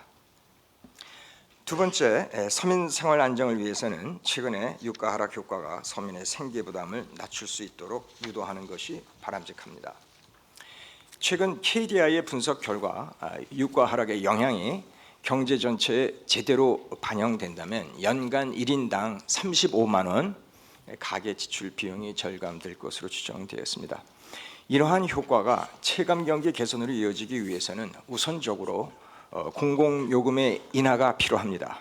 예컨대 전기, 가스, 수도 요금의 경우 지난 3년간 소비자 물가 상승률보다 3배 빨리 증가했습니다. 그런 관점에서 전기, 수도, 가스 요금의 경우 요금 인하의 여지가 있어 보입니다. 세 번째, 서민의 주거 안정 정책 방향에 대해서 말씀드리겠습니다. 현재 우리나라는 인구 구조 변화로 인해서 주택 보급의 패러다임이 기존의 분양에서 임대로 바뀌고 있습니다. 이러한 변화에 부응하기 위해서는 규제 완화, 세제 혜택을 통해서 임대주택업으로의 진입 및 성장을 촉진한 것이 중요합니다. 그러나 새로운 임대주택을 분양 관점의 건설 임대 방식으로 공급하기보다는 우선적으로 기존의 임대 리츠 방식을 효율적으로 활용하고 기존의 주택을 효과적으로 활용해서 임대주택 관리업 등 새로운 산업을 육성하는 것이 올바른 방향이라고 생각합니다. 이러한 임대주택 활성화로 서민의 주거가 안정될 것입니다. 끝으로 빈곤층 대상 공공임대주택의 경우 서비스 관리를 철저히 해서 정말 주택이 필요한 극빈층에게 혜택이 돌아갈 수 있도록 부처 간 협력과 조율이 필요하다고 생각합니다. 이상입니다. 원장님 감사합니다. 경제혁신의 성과도 대통령께서 말씀하셨듯이 결국 국민 시각에서 보게 되면 일자리가 늘어나고 또 살림살이가 나아지는 데 있다고 생각합니다. 일자리 특히 그 청년 일자리 창출이야말로 경제혁신의 가장 큰 성공의 잣대가 아닌가 싶습니다. 그런 의미에서 대통령님 바로 옆에 있습니다. 한국정보방송통신대 연합에서 인턴으로 일하고 있는 박가희 학생으로부터 구직 과정에서 실제 느꼈던 점에 대해 한번 들어보도록 하겠습니다. 네, 저는 현재 한국정보방송통신대연합에서 인턴 활동을 하고 있는 올해 2월 졸업 예정인 대학생입니다. 저에게 취업 준비를 하면서 가장 걱정됐던 부분은 영어 점수, 자격증, 학벌 등 소위 말하는 스펙이 남들보다 부족했기 때문입니다. 저뿐만 아니라 다른 청년들에게도 스펙 쌓기가 많은 부담이 될 것 같아서 학교에서 기업이 원하는 맞춤형 교육을 제공하거나 일, 학습, 병행제 또는 산업체, 인턴십 등의 기회를 늘린다면 청년들이 불필요한 스펙 쌓기에 돈과 시간을 낭비하지 않을 것 같습니다. 이러한 고민 외에도 민간 취업 사이트를 보면 기업에서 구인 광고를 할 때 내걸었던 근무 내용이 막상 회사에 가니 너무 달랐던 곳이 많아 적지 않게 실망할 때도 있었습니다. 그래서 기업에서 구인 광고를 할 때 거짓 광고를 하지 않도록 제재하는 것이 중요하다고 생각합니다. 또한 회사를 선택할 때는 적성이 중요하다고 생각하기 때문에 중소기업이라도 복지 수준이 준수하고 발전 가능성도 있으면 무조건 대기업을 고집할 필요는 없다고 생각합니다. 그래서 정부에서 이러한 괜찮은 중소기업에 대한 정보를 제공해주면 취업에 많은 도움이 될 것 같습니다.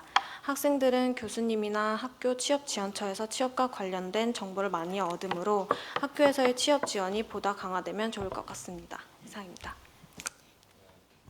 학력이 아닌 능력 중심의 노동 시장을 조성하는 것도 좀 우리 노동 시장 구조 개선 못지않게 굉장히 중요합니다.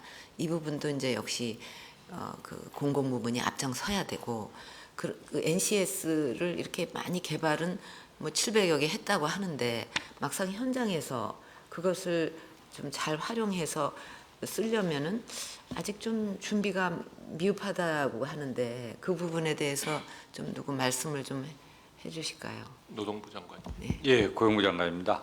NCS를 약 800개 개발을 했습니다. 이제 보편적으로 직종별로 이렇게 그룹화해서 했는데 그게 다시 기업에 가면 구체성이 좀 떨어질 수 있는 부분이 있습니다. 그래서 전문가 그룹을 더 보강을 해서 그 부분을 일반적인 어떤 직무하고 또 그 기업에 맞는 부분을 룸을 좀 주어서 그 구체성을 더 계속적으로 보강 작업을 하도록 그렇게 하겠습니다. 또 대통령께서 말씀해 주신 대로 이 NCS 기반으로 한 채용 툴들을 또 직무별로 그 업종별로 이렇게 세분화해서 공기업에서 구체적으로 좀 활용할 수 있도록 하고 가급적 금년에 채용이 많은 공기업부터 기재부하고 협의를 해서 NCS 기반에 의한 채용을 이렇게 확대하도록 그렇게 하겠습니다.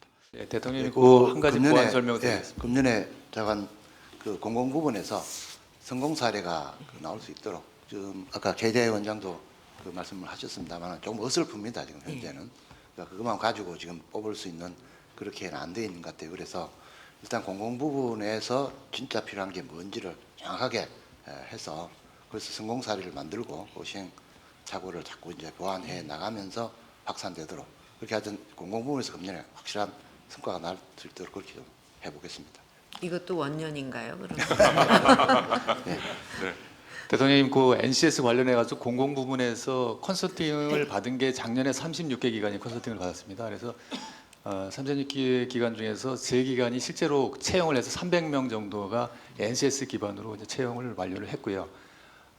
이제 나머지 기관들이 15년 중에 한 1,200명을 NCS 기반으로 채용을 할 계획으로 있습니다. 그리고 금년에는 또 저희가 NCS 기반을 컨설팅하는 걸 늘려서 공공기관 중에서 100개 기관의 컨설팅 사업을 진행 중에 있습니다. 이렇게 되면은 말씀하신 대로 NCS 기반의 채용 관행이 더 늘어날 것으로 전망되고 있습니다. 그러니까 이제 이렇게 우리가 이런 인재들을 뽑는다 하는 기준을 정확하게 특히 청년들한테 알려줘야 되고 그다음에 현장에서는 그대로 이루어져야지 말은 그렇게 홍보를 했는데 현장에서는 그게 아니더라 그러면 이거는 무용지물이 되거든요. 또 이제 이것저것 다 준비해야 되고 그러니까 정확하게 정보를 알려주고 그다음에 청년들이 그거에 맞춰서 하면 아무 손해 안 보고 충분히 그 취업이 잘 될 수 있도록 그렇게 하는 게 잘 좀 맞아 들어가야 된다고 생각합니다.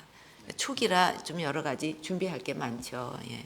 네, 이거 몇십 년 했다 그러면 이제 우리는 이제 빨리빨리 해야 되지 않냐. 시간이 없고 이런 개혁을 안 하면 어떻게 이렇게 30년 앞을 내다보는 그런 개혁을 할 수 있냐 하니까 우리는 빨리빨리 할 수밖에 없어요. 그래서 어설픈 것도 이해가 되지만 또 용납할 수는 없죠. 예. 박가희 학생, 그 대통령님의 그 학벌, 스펙 위주에서 능력 위주 사회로 그 전환하시려는 그 의지를 그 실감하실 수 있었겠습니까? 또 정부 차원의 노력도 만족스러우신죠? 예. 원년을 만드세요. 네, 원년을 만들도록 하겠습니다. 그러면 다음으로 김연아 한국소비생활연구원 원장님께서 생활물가 안정의 중요성에 대해서 말씀해 주시겠습니다.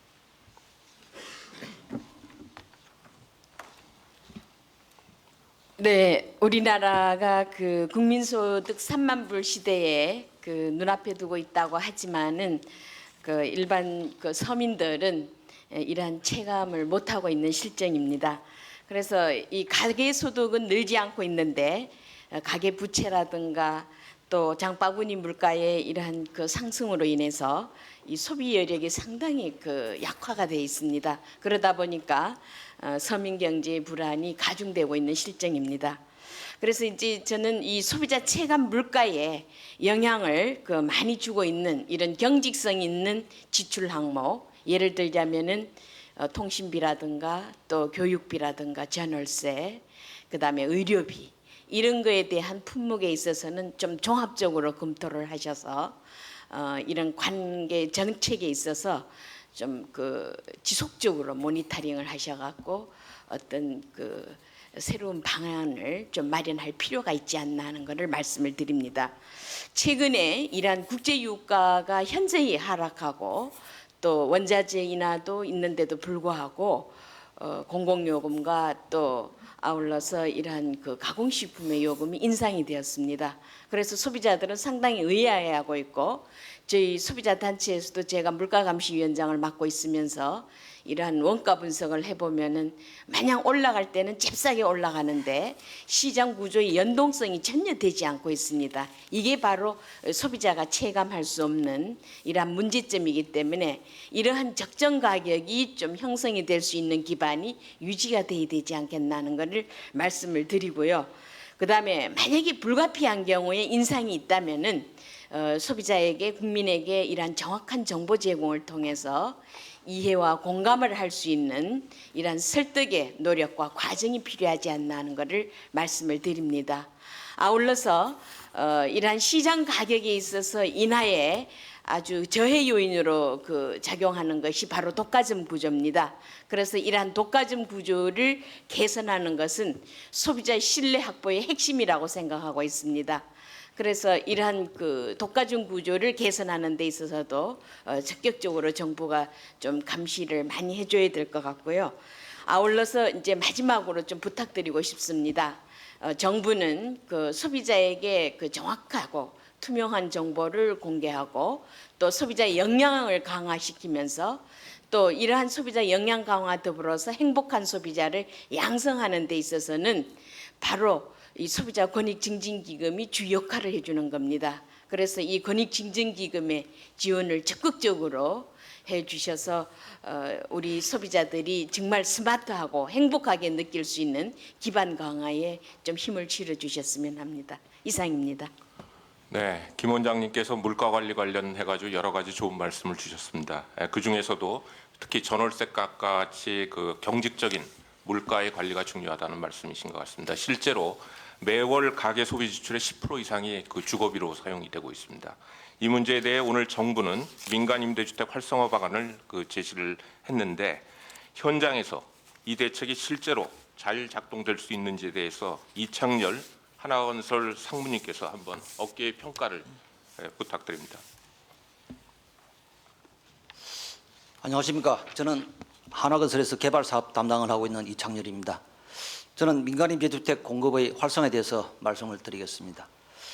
국민 주거 안정을 위해 필요한 임대주택의 공급이 확대되기 위해서는 적정 수준의 수익률이 올릴 수 있어야 합니다. 그런데 현재 전문가들이 예상하는 3% 이하의 임대주택 사업 수익률로는 민간 임대주택의 공급이 늘어나기는 어려운 실정입니다. 임대주택 사업의 투자 회수 시점은 임대 기간이 만료되어 분양 전환을 하는 시점입니다. 이것은 일반 분양주택에 비해서 짧게는 2.5년, 길게는 10년 이상 추가로 소요됩니다.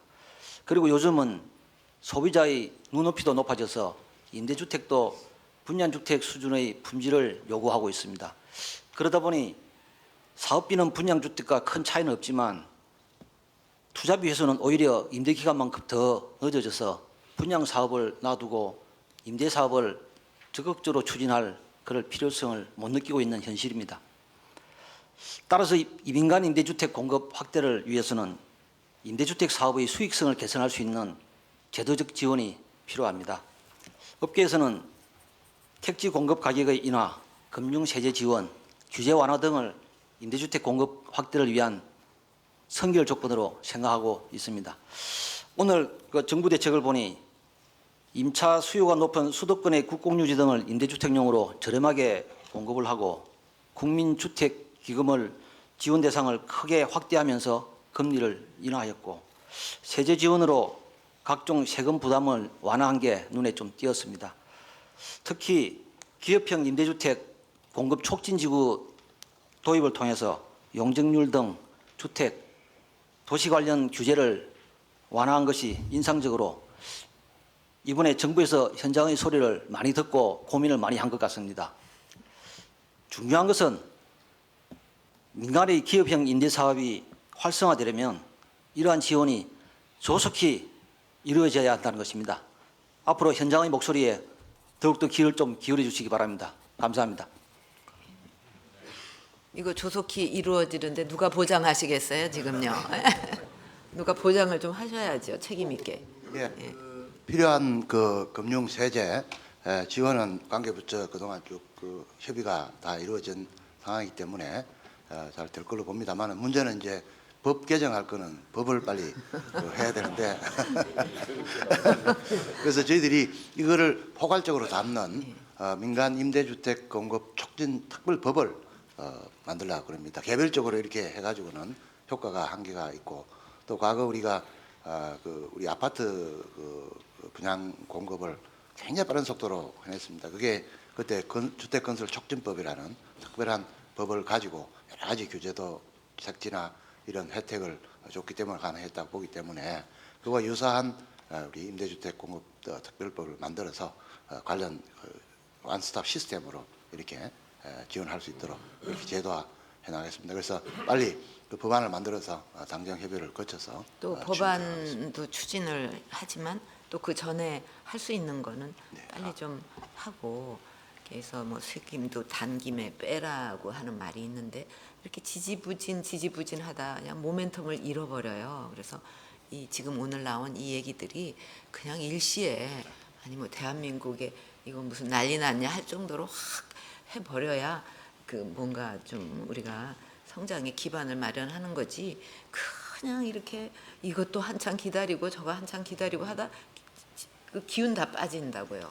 그만큼 올해가 중요한 해이기 때문에 아주 일시적으로 그 몰아가야 됩니다. 이게. 그 우리 건설부하고 교통부하고 협의해서 추진하도록 하겠습니다. 예, 그 특별법은 저희가 상반기 내로 하여튼 그 통과가 될 수 있도록 최대한 노력을 하겠습니다. 그리고 특별법이 통과되기 전이라도 하위 법령이나 이런 것들로 할 수 있는 부분은 최대한 해서 하여튼 신속하게 진행시키도록 하겠습니다.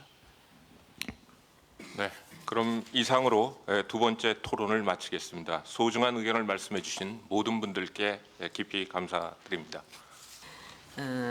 그 우리가 이제 안전을 위해서 여러 가지로 많은 노력을 하는 가운데 하나가 이것도 안전 산업으로 키우자 하는 얘기를 하고 있습니다.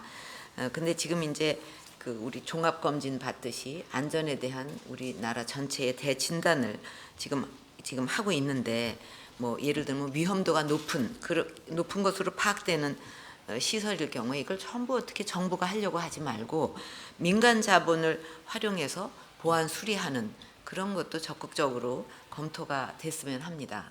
그래서 정부가 해야 될 게 있고 또 이거는 민간이 오히려 이건 하나의 시장이 된다 하는 걸 자꾸 그쪽에다 이렇게 그 소개를 해줄 필요가 있거든요. 그래서 예산을 활용할 수 있는 부분은 예산을 활용하더라도 민간의 창의성을 요하는 부분은 민간 자본을 활용하는 것이 또 안전산업 발전에 기여하는 길이 될 거라고 생각을 합니다.